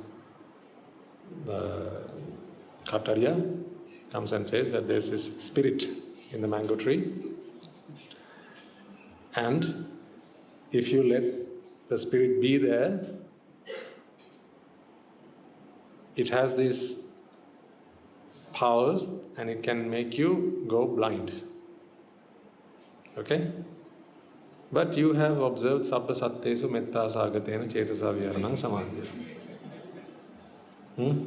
So isn't the spirit also included in the sabba sattesu? Is it not? It is. But what's the next thing you're going to do? You will somehow try to find a way to chase the spirit away. If you can't do that, what will you do? What will you do? You cut the tree down. Of course you would. Why? Because my sight is so precious. And it's not just because you have to be able to see where you're going. It doesn't just serve a purpose of convenience. It's far more than that. I need you to understand that, ladies and gentlemen. It is not just for convenience of getting around that you need your eyes and your ears and so on. Those came later. You didn't know that you had to walk around and not bump into things when you wanted your sense of sight and sound and so on.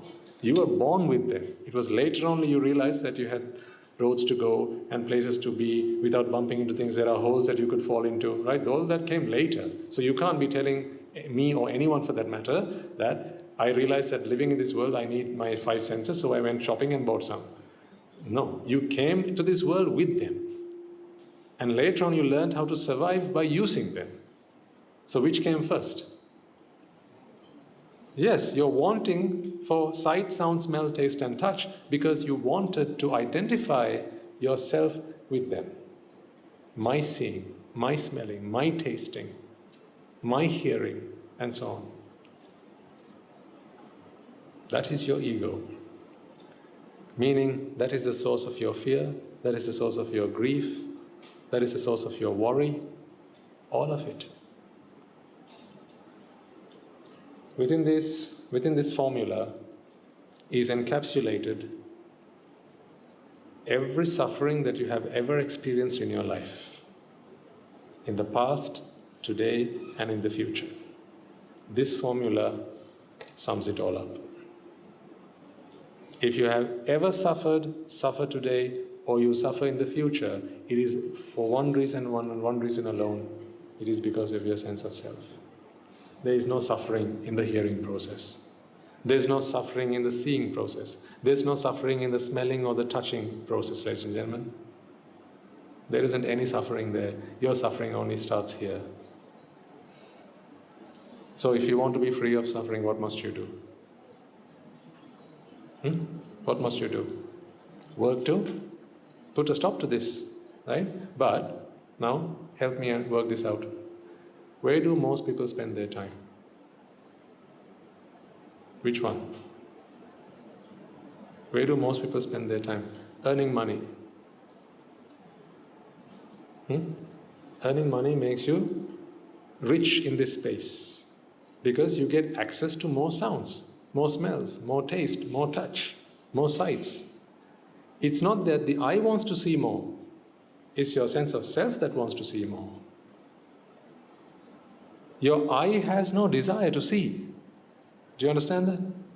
The eye has no desire to see.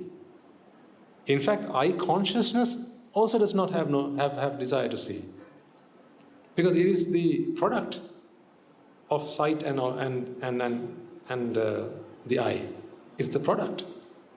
The product cannot have an expectation of the causes.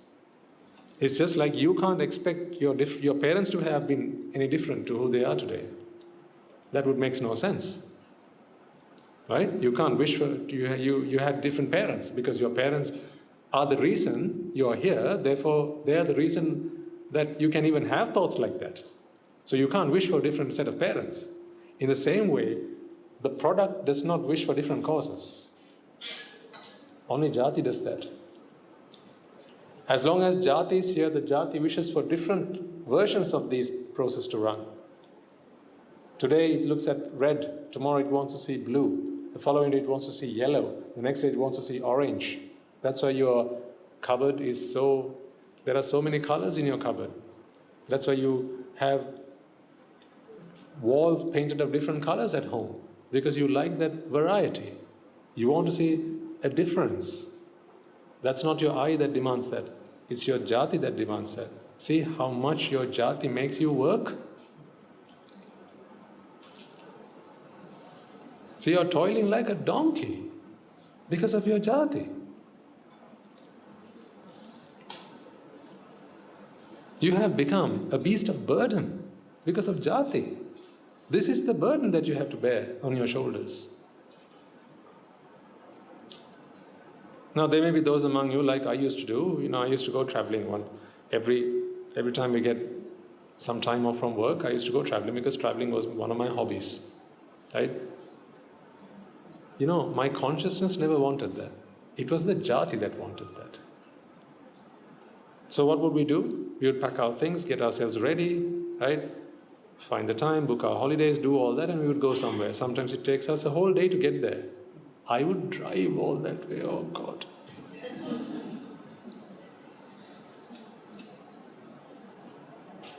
And I tried to convince myself that I like driving. Sometimes 100 miles, 150 miles, I would drive. Stuck on the motorway, just like this. That's it. And when there's a traffic on the M25, oh my God, you lose the will to live. But there was a destination that I wanted to get to. Because my Játhi wanted it so bad, I had become a beast of burden. Here's the burden, and here's the beast. In other words, consciousness becomes a beast. It has to, because this guy keeps on burdening it. Keeps on adding burden, one after the other after the other. Are you frankly content with life? With how things are right now? Are you content? Meaning, if you say yes, you must be prepared not to leave this room for eternity. You can't, because there are places you wish to go. There are things you have to do. There are people you want to see. There are things you want to eat. There are smells you want to experience. There are sounds you would like to listen to. That's why. That's why you're not prepared to go forth yet. That's why you're not prepared to come into the sasana yet.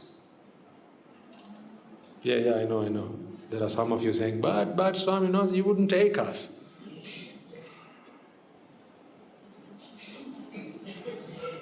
Lucky for you, you're past that age. So now you can give me that excuse. Huh?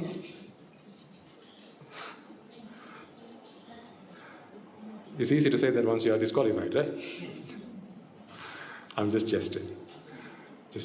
I know, if things would have been different, if circumstances would have been different, I think, at least half of you would be prepared to take up robes or become anagarikas or whatever, right? And work on this damning condemnation of your happiness. This is hell. This is heaven. Simple as that. This is hell and this is heaven. Where is fear born? Here or here? Here. Where is grief born? Here. Where is sorrow born? Disappointment? Frustration? Anger? Aren't these the things that you suffer with day in, day out? Well, it's all born here. When your children don't do their homework and you get annoyed, where is that born? Up here or down here? You see with your eyes that they haven't done their homework, but you don't suffer here. You only see that they haven't done their homework. Where does the suffering start? Here. When someone calls you names that you don't like, maybe you say, there's a school reunion, and you've taken, ill-advised, but you take some of your respectable friends with you to your school reunion, but it happens to be that the class joker has also decided to come today, and he starts calling out all those names that he used to call you in the midst of your family and everyone else, right? And it starts to make you feel embarrassed, and you're annoyed. Where does the hearing those names happen? Up here. Where does the embarrassment occur? Down here. What do you do in that situation? You take him to a side and say,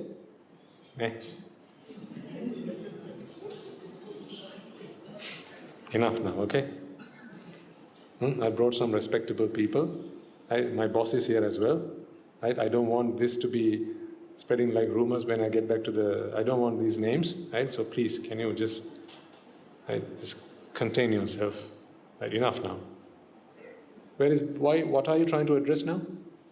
A problem that is born here, but by changing things up here. You want him to not do the name calling because you don't like to hear those things and you don't want other people to hear them either. See, you're trying to make changes up here to a problem that's down here. That's why your problems never end. Shall I tell you what lay life is?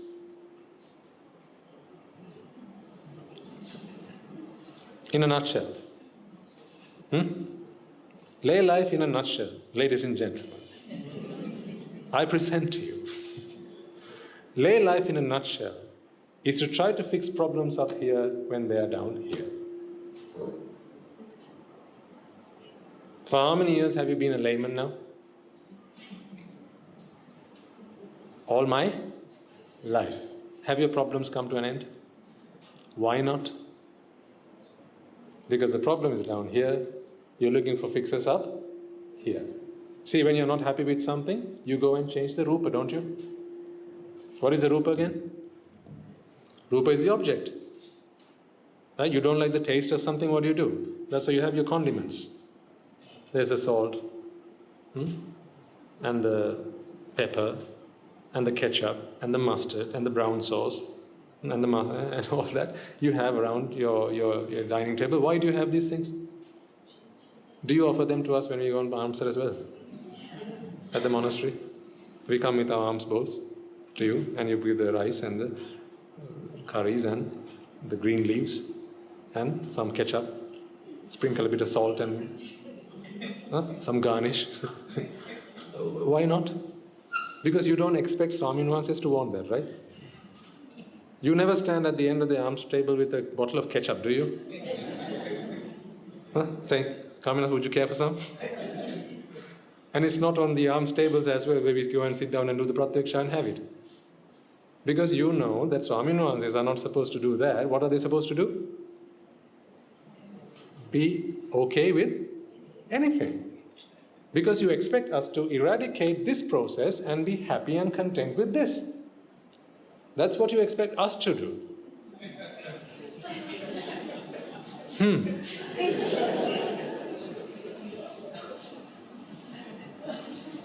You can do it, Simon. You can do it. Huh? That's what you expect us to do. What do you do at home? When you go to the restaurant, you have all those things around your plate. And when it's not nice, what do? The not nice happens here, not up here. I don't like it happens where? Folks, I don't like it can only happen where I is there. Isn't it? Where's the I? Down here. This is where the I is born. So I don't likes can only happen here. And I do likes, they also happen here. Raga and Dvesha happen where moha happens. Isn't that so? What is the moha? The generation of your sense of self. That is moha. So raga is I like. Dvesha is I dislike. So all that happens in this territory.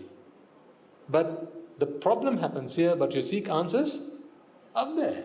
So what do? When your food doesn't taste good, you squeeze a bit of ketchup over it. Or you add some salt. Or you take the pepper mill and you put some pepper on it. Or so add some mustard on it, put some brown sauce on it, put whatever you want. And that's why you have different ways of making your food. Saute, fried, half-boiled, full-boiled, unboiled.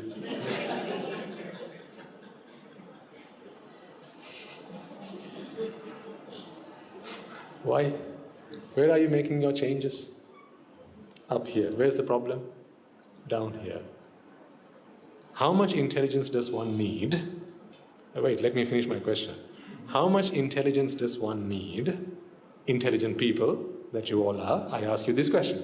How much intelligence does one need to figure out that if the problem's here and you try to keep finding answers here, you will never find a solution?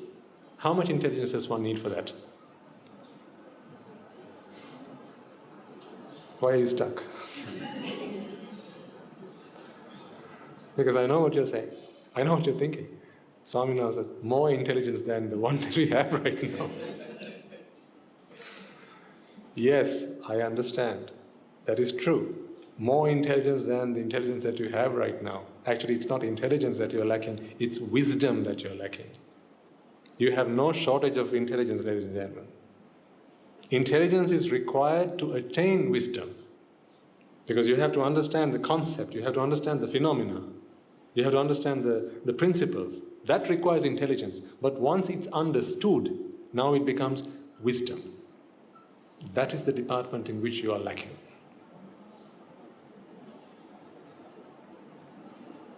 Here's what your lack of wisdom does to you. When you experience taste and a sense of self, if your wisdom is not sharp enough, you are not able to determine or distinguish between the two. You don't do that. That is what I asked you to do a moment ago. You heard this, but that was that. But it didn't stop there, did it? I asked you to ask yourself the question, who's doing it? And you had an answer. You're doing it now because I have advised you to do it and I have guided you to do it, and this is a guided meditation that we just did a moment ago. But when you're at home and you're digging into your cheesecake and you're having your pudding and you're having your ice cream and you're having your fruit salad and you're having your this salad and that salad and your sausages and all that, you don't stop to ask yourself, who is it that's experiencing all this? Because the moment you do that, the fun stops. The fun stops.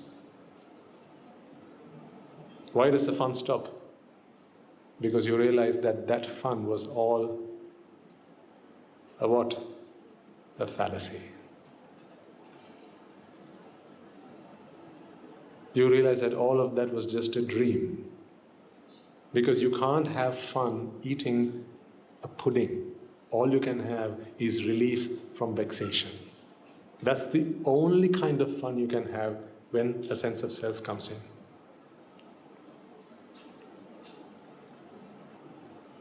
Why is that so? It's because once you have a sense of separation about yourself, now separating things become your philosophy. That's why. How much time do we have left? We have another half an hour. I want to try and explain a little bit more, but I was wondering whether we had enough time. We've already covered a lot of ground today.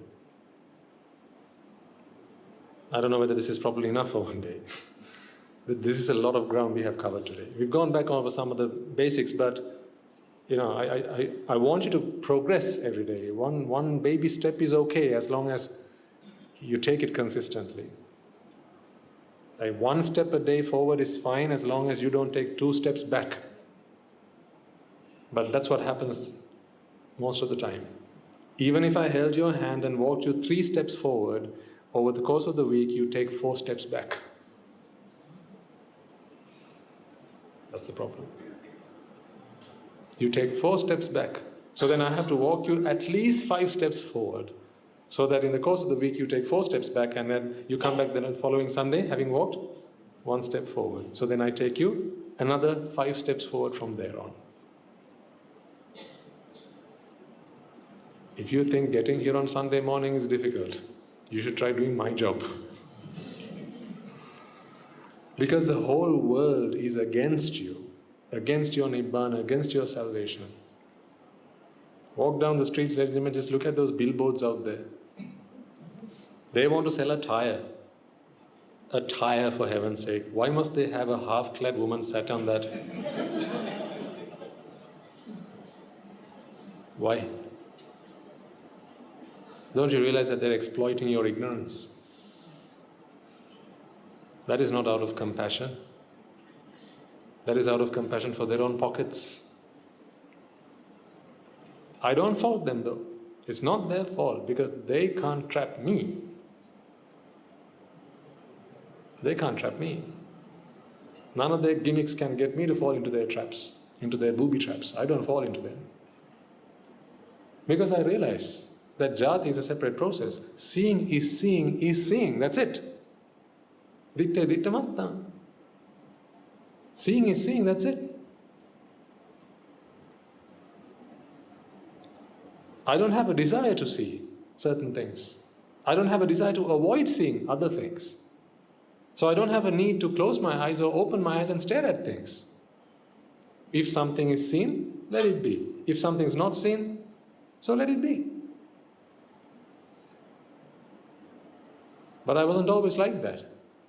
I changed, I transformed because I dedicated my life to eradicating this. And I have still dedicated my life towards that. Because it's going to take more than a lifetime.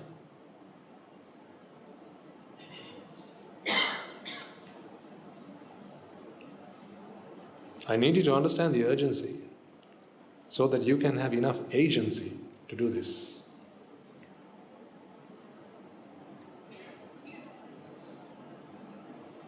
Otherwise it's 4 steps forward, 3 or more steps back at home. So try and do what we just did this when you're at home and having dinner tonight. If you brought your family here with you, then you can do it together. Right? Everyone, let's be quiet for a moment, and as we have our dinner, right, you can talk amongst yourselves and come to an agreement and do it. So it's a meditation, really. Then you can call it Valandana instead of Kanava. You can.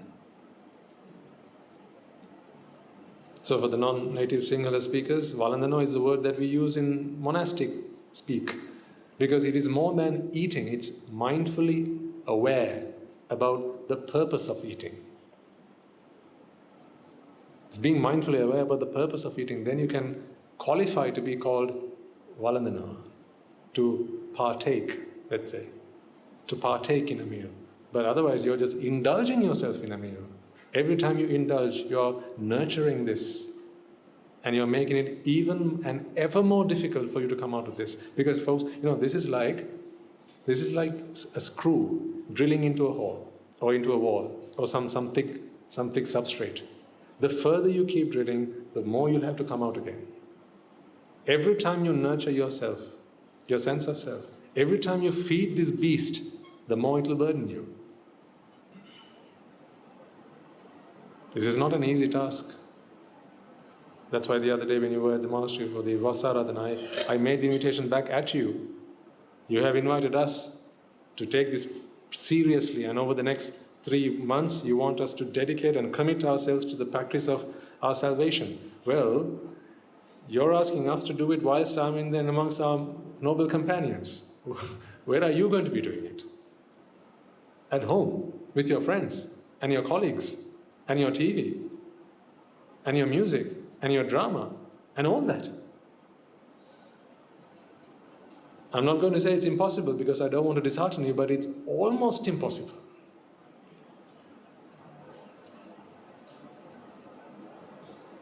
Almost impossible. It will take tremendous amount of commitment.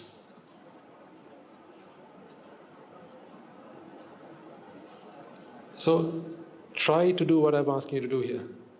So tonight, when you have your dinner, here's what I'd like you to do if you can. Why do I say if you can? Why do I say if you can? It's not because I doubt your commitment to this, it's because I doubt who you will be around with at that time. You will have other people around you. Your friends will want to come talk with you. Maybe they have plans to take you out for a meal tonight. And then while you're eating, they're talking about this thing and that thing and the other thing and everything. So then you can't say, wait, I'm going to Valandana now.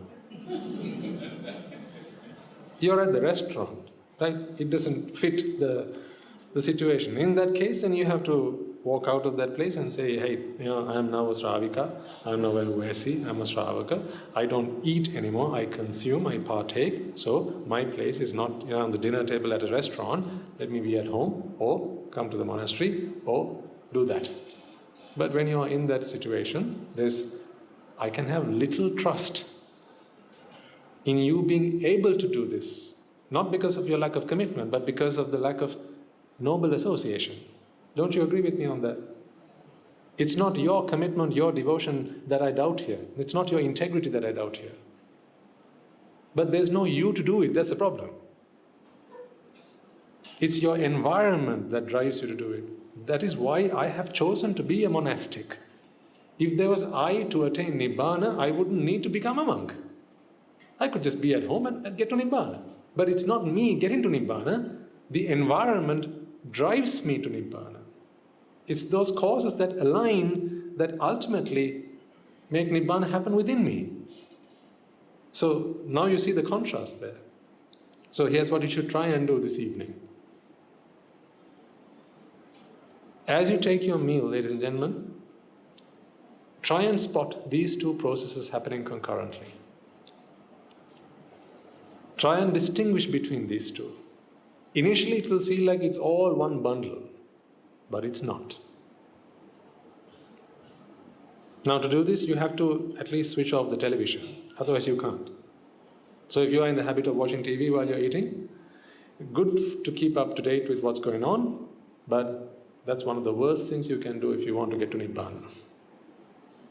One of the worst things you can do, because, the Buddha says this, and it's shocking when you hear him say this, it is not one's attachment to women folk that makes you, that stops you from becoming an anagami person.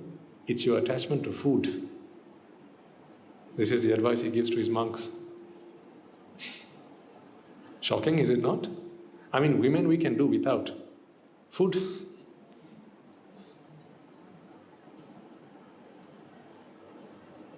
How I wish it was the other way around.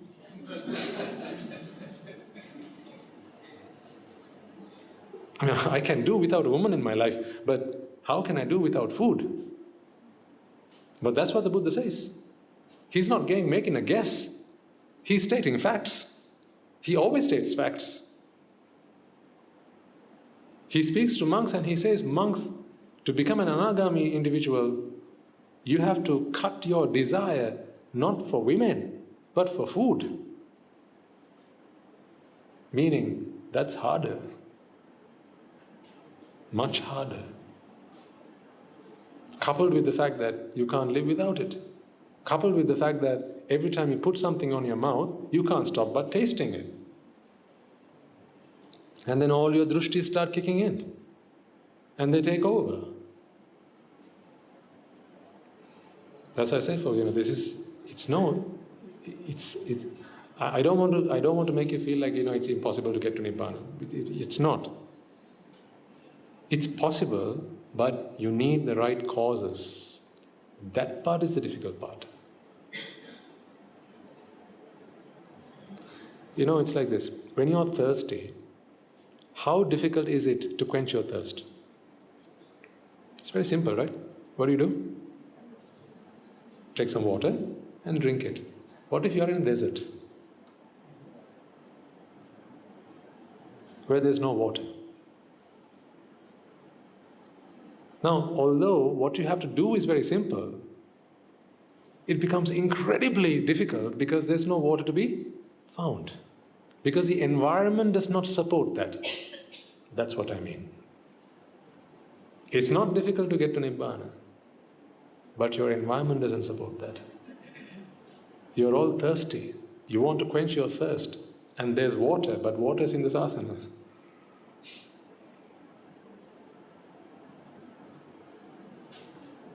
Water's in this asana. Now what do? Every once in a blue moon you get a bit of water. Sunday mornings. Now for some of you, Sunday afternoons.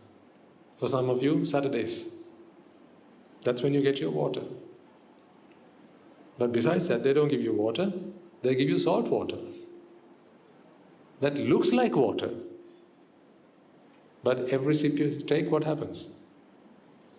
What's the last thing you ought to be doing when you're thirsty? Say you're stuck in the middle of the sea, what's the last thing you ought to be doing? Drinking sea water. It quenches your thirst momentarily, but in the long run, it worsens the situation and makes you even thirstier. That is what's going on out there. When you're at the dining table, when you're with your friends, when you're with your colleagues, I'm sorry to say this like this because I don't know whether this is right or wrong for me to spell it out to you and show you the state of affairs of what you're doing to yourselves. But it's my duty to open your eyes and bring things to light so that you know and at least you can make an informed choice. I have this opinion about people. I don't mind people suffering as long as they know that they're creating their own suffering. Seems a bit heartless, but actually, that is the best I can do. My task is not to get you to stop suffering. I can't do that. My job is to open your eyes to the causes for your suffering and to empower you with that knowledge so that you know that you are wholly responsible for that. It's the environment, it's the causes, it's the conditions, it's the association, it's all that. My task is to arm you with that knowledge. And then I'm afraid I have to leave it there and say, over to you. Honestly, can I do anything more than that? Can I do any more than that? Shall I pull you by your hair and take you to the monastery? Shall I grab you by your neck and say, come on with me? Can I do that? I can't. If you were all my children and I would then enforce it upon you, you have to go to the sasana. But no, you are independent adults. I have no control over you. My opinion is just another opinion to you. Because you live in an ocean of opinions. When you switch on the TV, there are 101 opinions that flood your mind. When you read the newspaper, that's another 101 opinions. When you listen to your friends, you give your friends a call. When you go on Facebook, when you send a few WhatsApp messages, when you go on Instagram, when you go on this, that, then the other, you just take a walk down the street. That's 1,000 opinions. Mine is just another one of them. It's just another opinion. There's one of me and 1,000,000 of them. Granted, you bring yourselves here willingly. I admit that, yes. But how can I stop others from contaminating your minds? That I cannot do. I wish I could, but I can't. Right, so what are you going to do tonight as you take your dinner?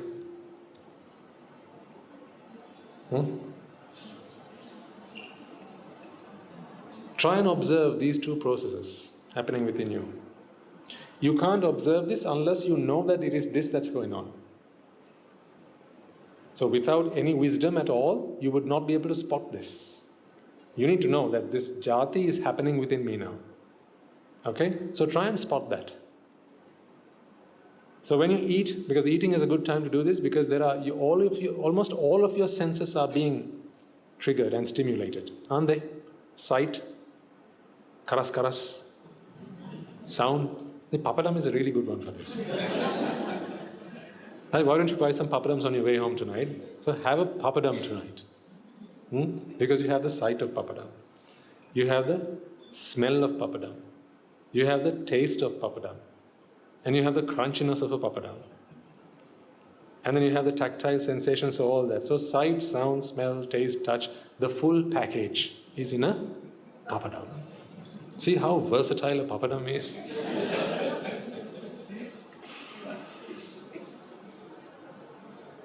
You get your daily karma, all your 5-in-1, karmasthana in one. So a papadam a day keeps the Mara away.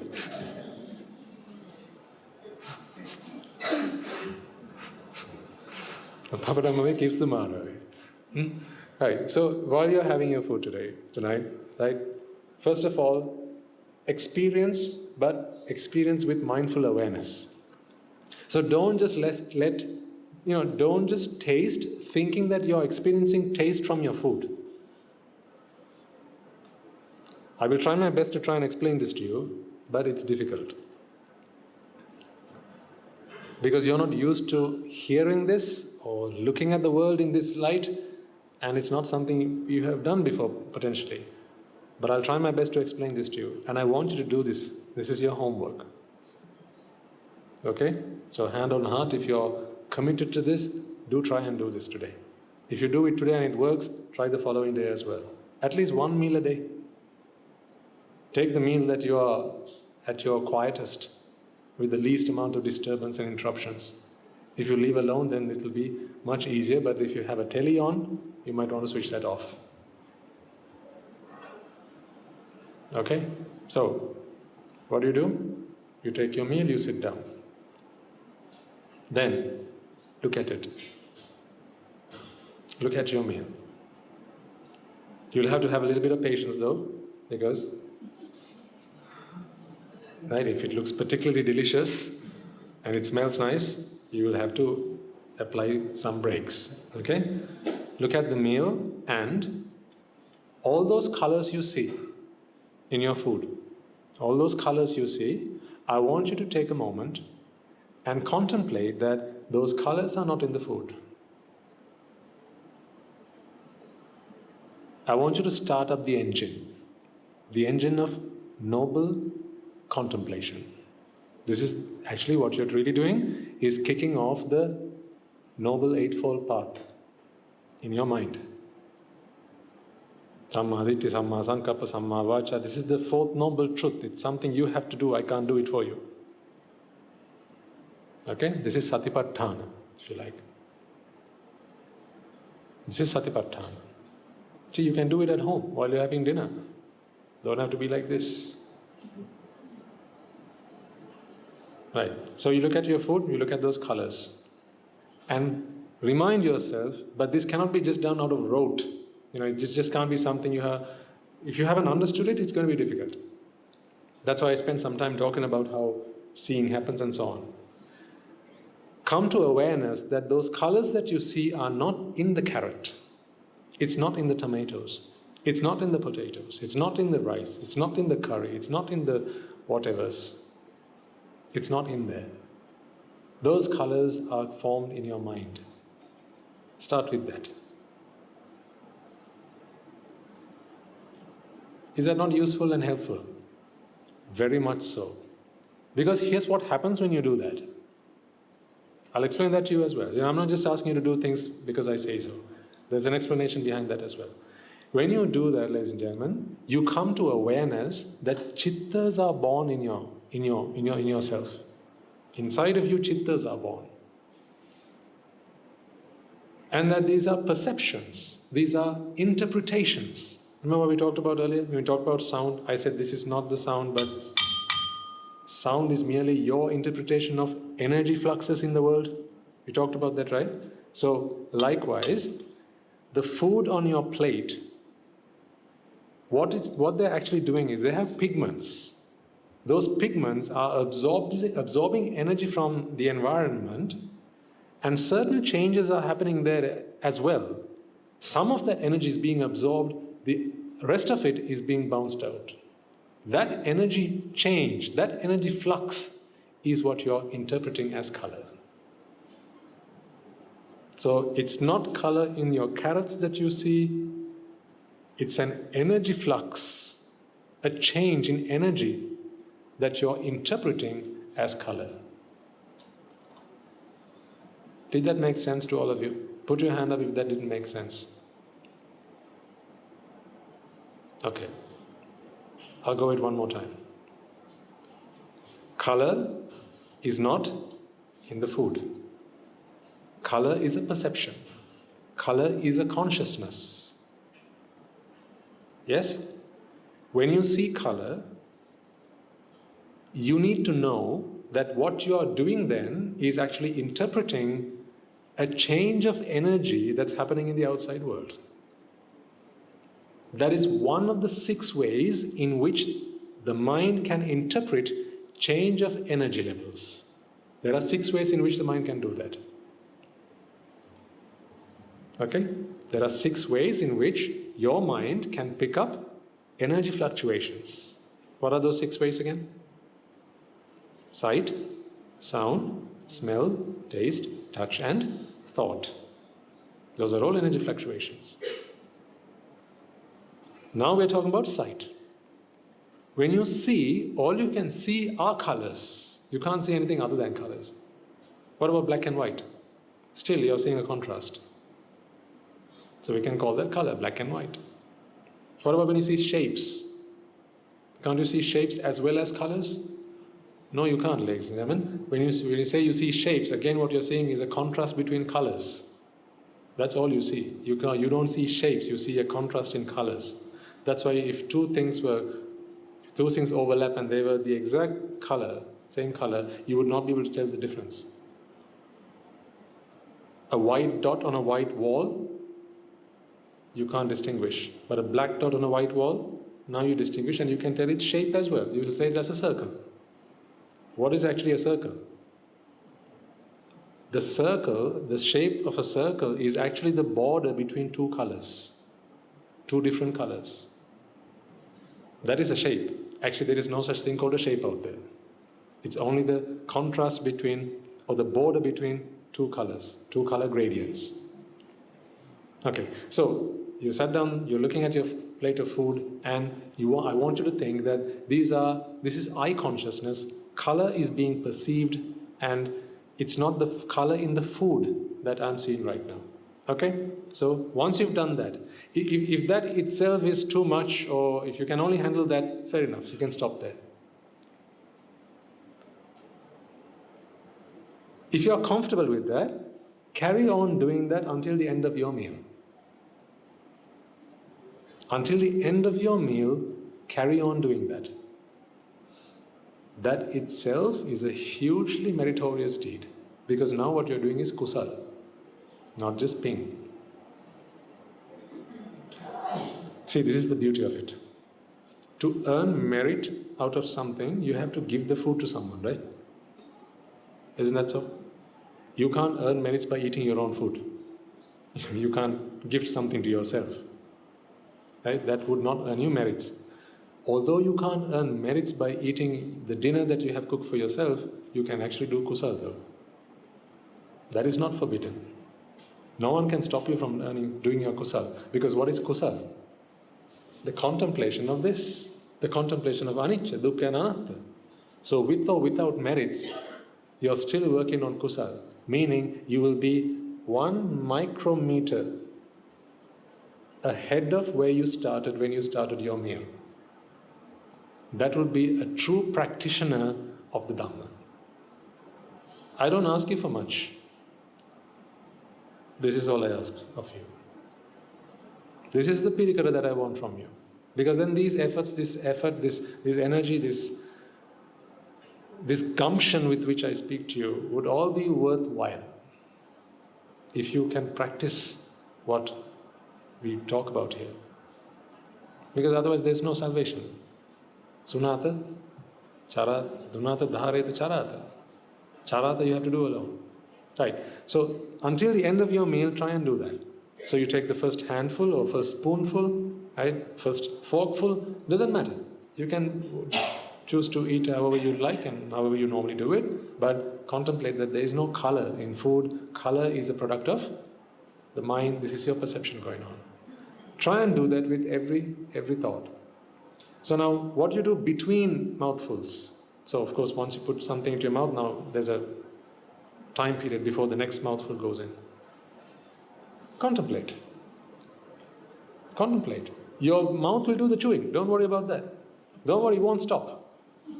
Your mouth will do the chewing. Your buds will do the tasting. Right? Your salivary glands will do the secreting, and your digestion process will kick in. You don't need to worry about that. I promise you, if by the end of that meal you are still with the mouthful of rice or whatever, and your dinner is just like that, come back and let me know next week. That problem will not happen. You will finish your meal without a problem. Between mouthfuls, between putting food into your mouth, between those two mouthfuls, contemplate on this. Contemplate on what? Ask yourself the question, who is eating? Or who is seeing? Who is it that's seeing? To which you will have an answer. What is the answer? I am seeing. Right? So when you have this answer, I am seeing, now start contemplating as to how the I is born. Not this I, self. Contemplate on that. So contemplate that it is ignorance for a sense of self, which created within me attachment for a sense of self. That triggered a vexation because there was no self sensed. There was a vexation, and because of that vexation came along abhisankara, which is the mind going into forming, putting energy together, bunging it all together to create a sense of self, and then comes Bhava, and then comes Játhi. In fact, you could skip much of this and just do this alone is enough. Ignorance, attachment, keep vexation. If you want, you can skip Bhava. If Bhava doesn't make a lot of sense to you, skip it, it's fine. But I think the rest of it you understand pretty well. This is one that can take a little time to get your head around. This is the mold, but we'll talk about it later. The caste. Ignorance is that you think that uniqueness, identity are things that do exist in this world. So you want to sense that. Initially about yourself.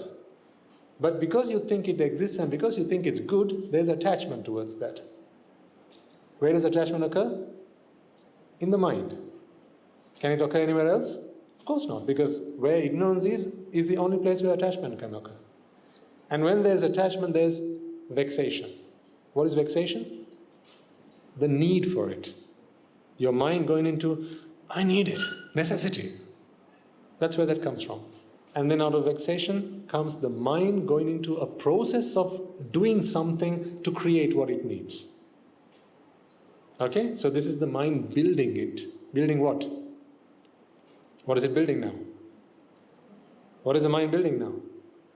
The sense of self. It's building a sense of self. The seer, the one who sees,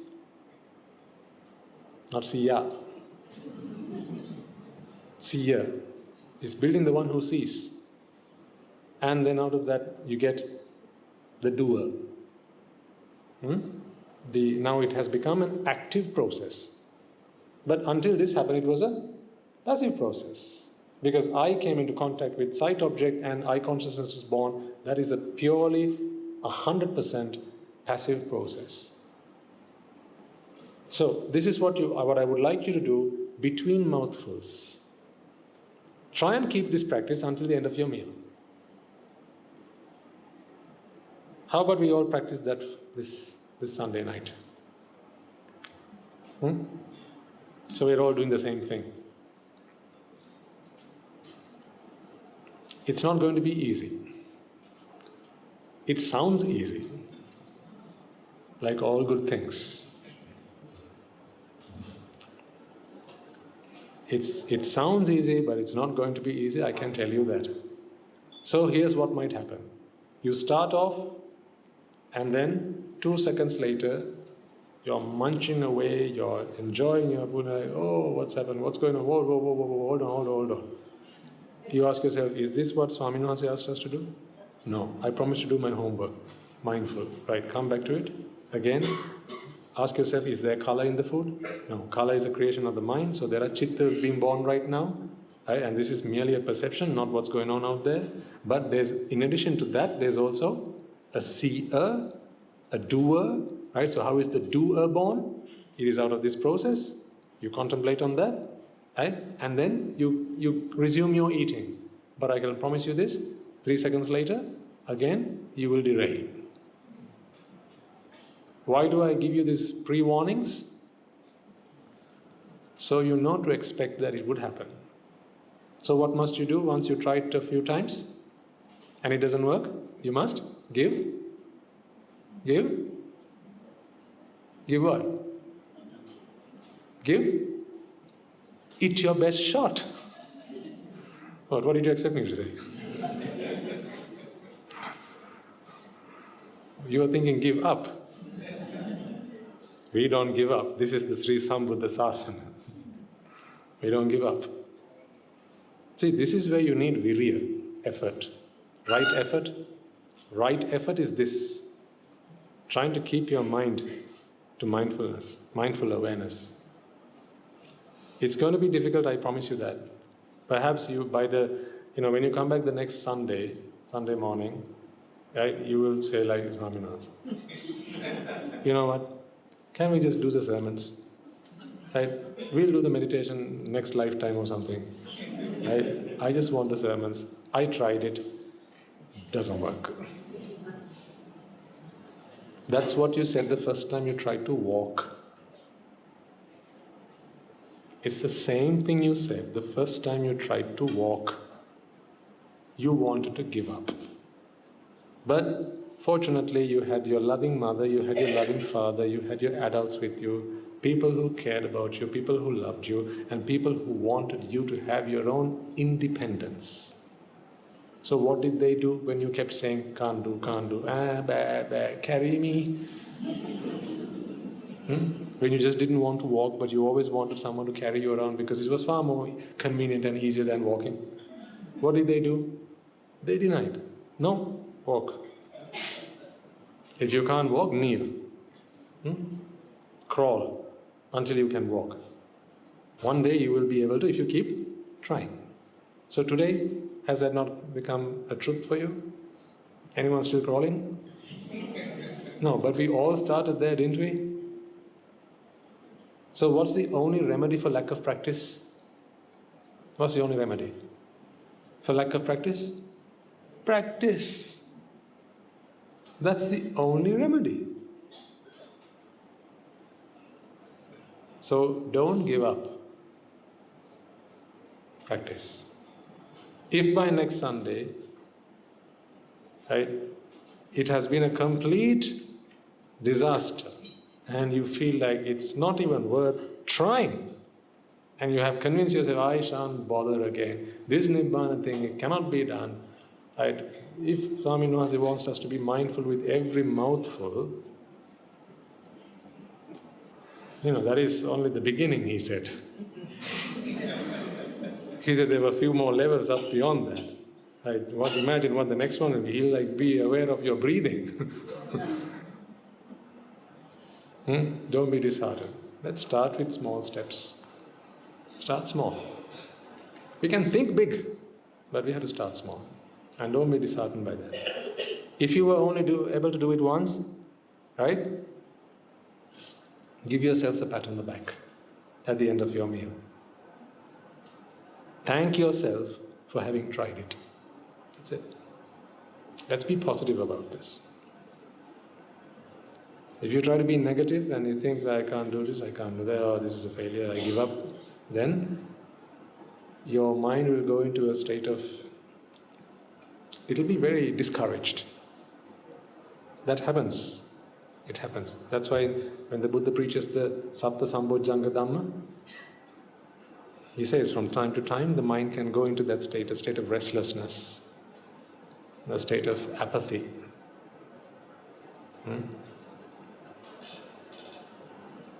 And when that happens, you need a little bit of pick-me-up, a bit of cheering up, a bit of TLC. So it's all there in the Sasana. It's a full package. But do you all understand what you need to be doing this evening?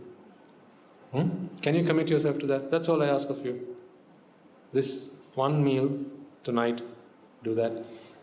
If today works, actually today will work. Regardless of what you think, it will work. Even if you were only able to do it once or none at all, it's still worked because you haven't seen the tiny, microscopic improvement that you have made. Because they're not visible every day. It only is visible after a long time. That's how it is. You don't see your plants growing every day, do you? But don't they grow every day? Just a little tiny bit every single day. Consistently, it keeps on happening and results will yield themselves. So don't you worry about that. You just keep doing what I ask you to do. Let the results come when they come. Don't start to vex about results. Then that's another vexation. If you start vexing about Nibbana, Nibbana will never happen. Okay? Right, let's all try and do that this evening then. And when you come back next Sunday, we'll reflect on your experience and see what else could have been done, how could we do it better, and so on. So, Swami Nwazi is going to try and get into Rajagiriya by around 7:30, 7:45. That is not me demanding your arrival at 8 yet, because I still want to, ease you into it, particularly given that it's a Sunday and whatnot.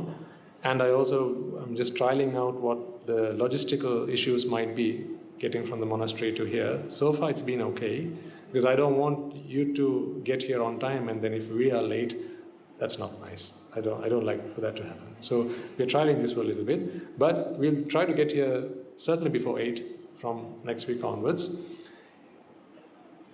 If, say, at least a fair few of you are in, we will start precepting, and if we have time, we will just do a bit more contemplation.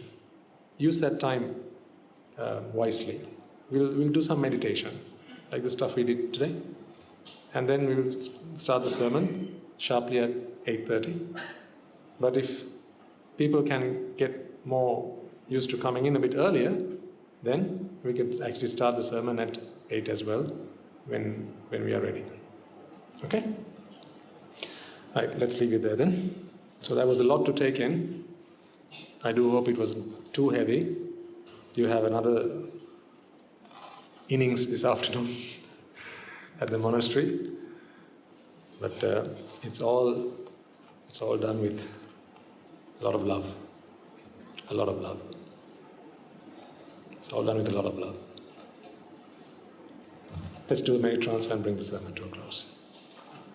First and foremost, then, let us all take a moment to transfer the merits that we have all acquired by making offerings to the infinite virtues of the Noble Triple Gem, by creating a conducive environment for all to come and listen to the Dhamma, as well as inviting the Swami Vahanse to deliver the sermon and preaching the sermon, and listening to the Dhamma for the past several hours. Let us take this moment to transfer all the merits that we have all acquired to all those who are deserving of it, first and foremost. Let us transfer these merits to the bhikkhus and bhikkhunis, upasakas and upasikas, who have since time immemorial protected and preserved the sublime teachings of the Buddha and passed it down through generations of the noble lineage in the form of the Tripitaka, which is thankfully available to us today to study, understand and comprehend the Dhamma. Let us take a moment to transfer these merits to monks and nuns resident throughout the world, including the Mahanayakas and the Anunayakas of all the chapters, as well as the monks and nuns resident in your local temples and nunneries, who always been by your side through thick and thin, come rain or shine. Let us transfer this message to Guru Swami Vahanse, my teacher, as well as all of the other monks resident at the monastery and the Anagarikas and Anagarikas attached to the monastery. Let us take a moment to transfer this message to those who make great efforts to disseminate the teachings of the Buddha, be that by transliterating these talks, sharing them out with others, or inviting others to join them. May they all rejoice in these merits. Let us also take this moment to transfer these merits to our devotees, friends of the monastery, who for the sake of merits to help them attain the bliss of Nibbana, continue to sustain the Mahasangha. This includes all of you who provide the Mahasangha with shelter, alms, robes and medicines, as well as those who pass on their know-how and continue to extend their well wishes. May they all rejoice in these merits, and by the power of these merits, may they be healed of any physical and mental ailments and overcoming obstacles to their spiritual progress. May they abstain from the unmeritorious deeds, fulfill the meritorious deeds, fulfill the noble eightfold path, and may they all attain the supreme bliss of Nibbana. Sadhu, sadhu, sadhu. Let us also take a moment to transfer these merits to our mothers and fathers, brothers and sisters, sons and daughters, grandparents, uncles, aunts, cousins, nephews and nieces, our friends, our acquaintances, our employers and our employees, our teachers, as well as anyone and everyone who have helped us, supported us and assisted us in any way, shape or form. May they all rejoice in these merits, and by the power of these merits, may they be healed of any physical and mental ailments and overcoming obstacles to their spiritual progress. May they abstain from the unmeritorious deeds, fulfill the meritorious deeds, fulfill the noble eightfold path, and may they all attain the supreme bliss of Nibbana. Sadhu, sadhu, sadhu. Let us also take a moment to transfer these merits to devas and brahmanas, spirits and demons, primarily the Sakadeva, as well as all the gods and deities who have committed themselves to fulfill and preserve the Sambhuddha Sasana. Let us transfer these merits to our guardian deities who keep a watchful eye over us and keep us out of harm's way. May they prosper in divine power and wisdom. May they abstain from the unmeritorious deeds, fulfill the meritorious deeds, fulfill the noble eightfold path, and may they all attain the supreme bliss of Nibbana. Sadhu, sadhu, sadhu. Let us also take a moment to transfer this message to our forefathers, our ancestors, our loved ones who have passed away in our name, reminding ourselves that it is in their blood, sweat and tears today we are able to enjoy the comforts of life as we do, and continue with our practice. Let us also take a moment to transfer these merits to members of the armed forces as well as the police force who sacrifice their lives to protect the peace and harmony of our nation, as well as those who lost their lives in the wars, be they friend or foe, and lost lives in natural calamities such as the tsunamis and earthquakes, landslides, fires, floods, pandemics and so on, reminding ourselves that in this infinite long journey of samsara, they will all have been mothers and fathers to us, friends to us, acquaintances to us, and with an abundance of loving kindness and compassion towards all of them, let us transfer all these merits to all. May by the power of these merits, if any of them have been born in the woeful planes, they redeem themselves and be born in the blissful plane. May they abstain from the unmeritorious deeds, fulfill the meritorious deeds, fulfill the noble eightfold path, and may they all attain the supreme bliss of Nibbana. Sadhu, sadhu, sadhu.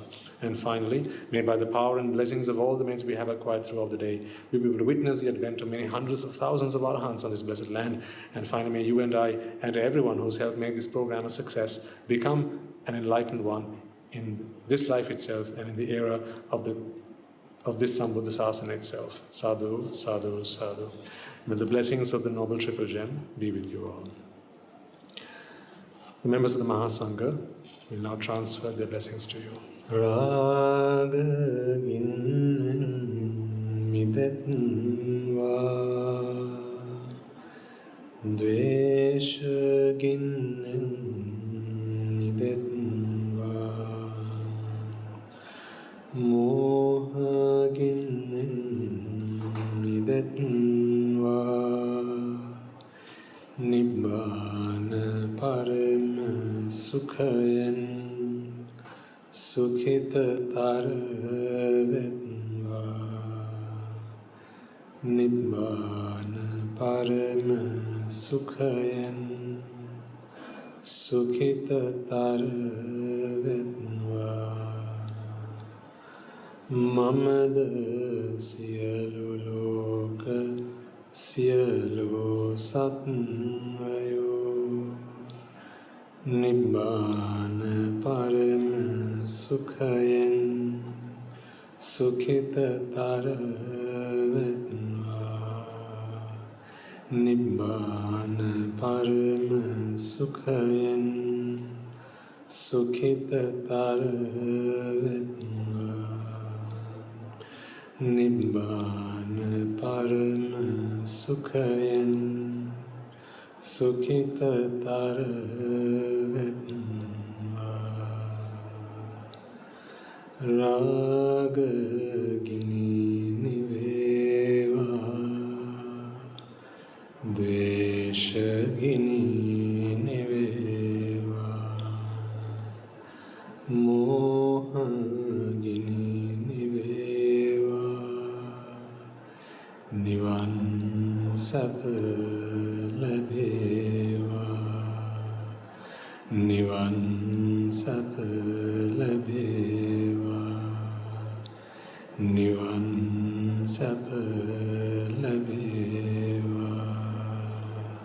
Tunduange සුවිසි අනන්ත මහා ගුණ බැලෙන් සියලු ලෝක සියලු සත්වයෝම නිබ්බාන පරම සුඛයෙන් සුඛිතතර වෙත්වා සාදු සාදු සාදු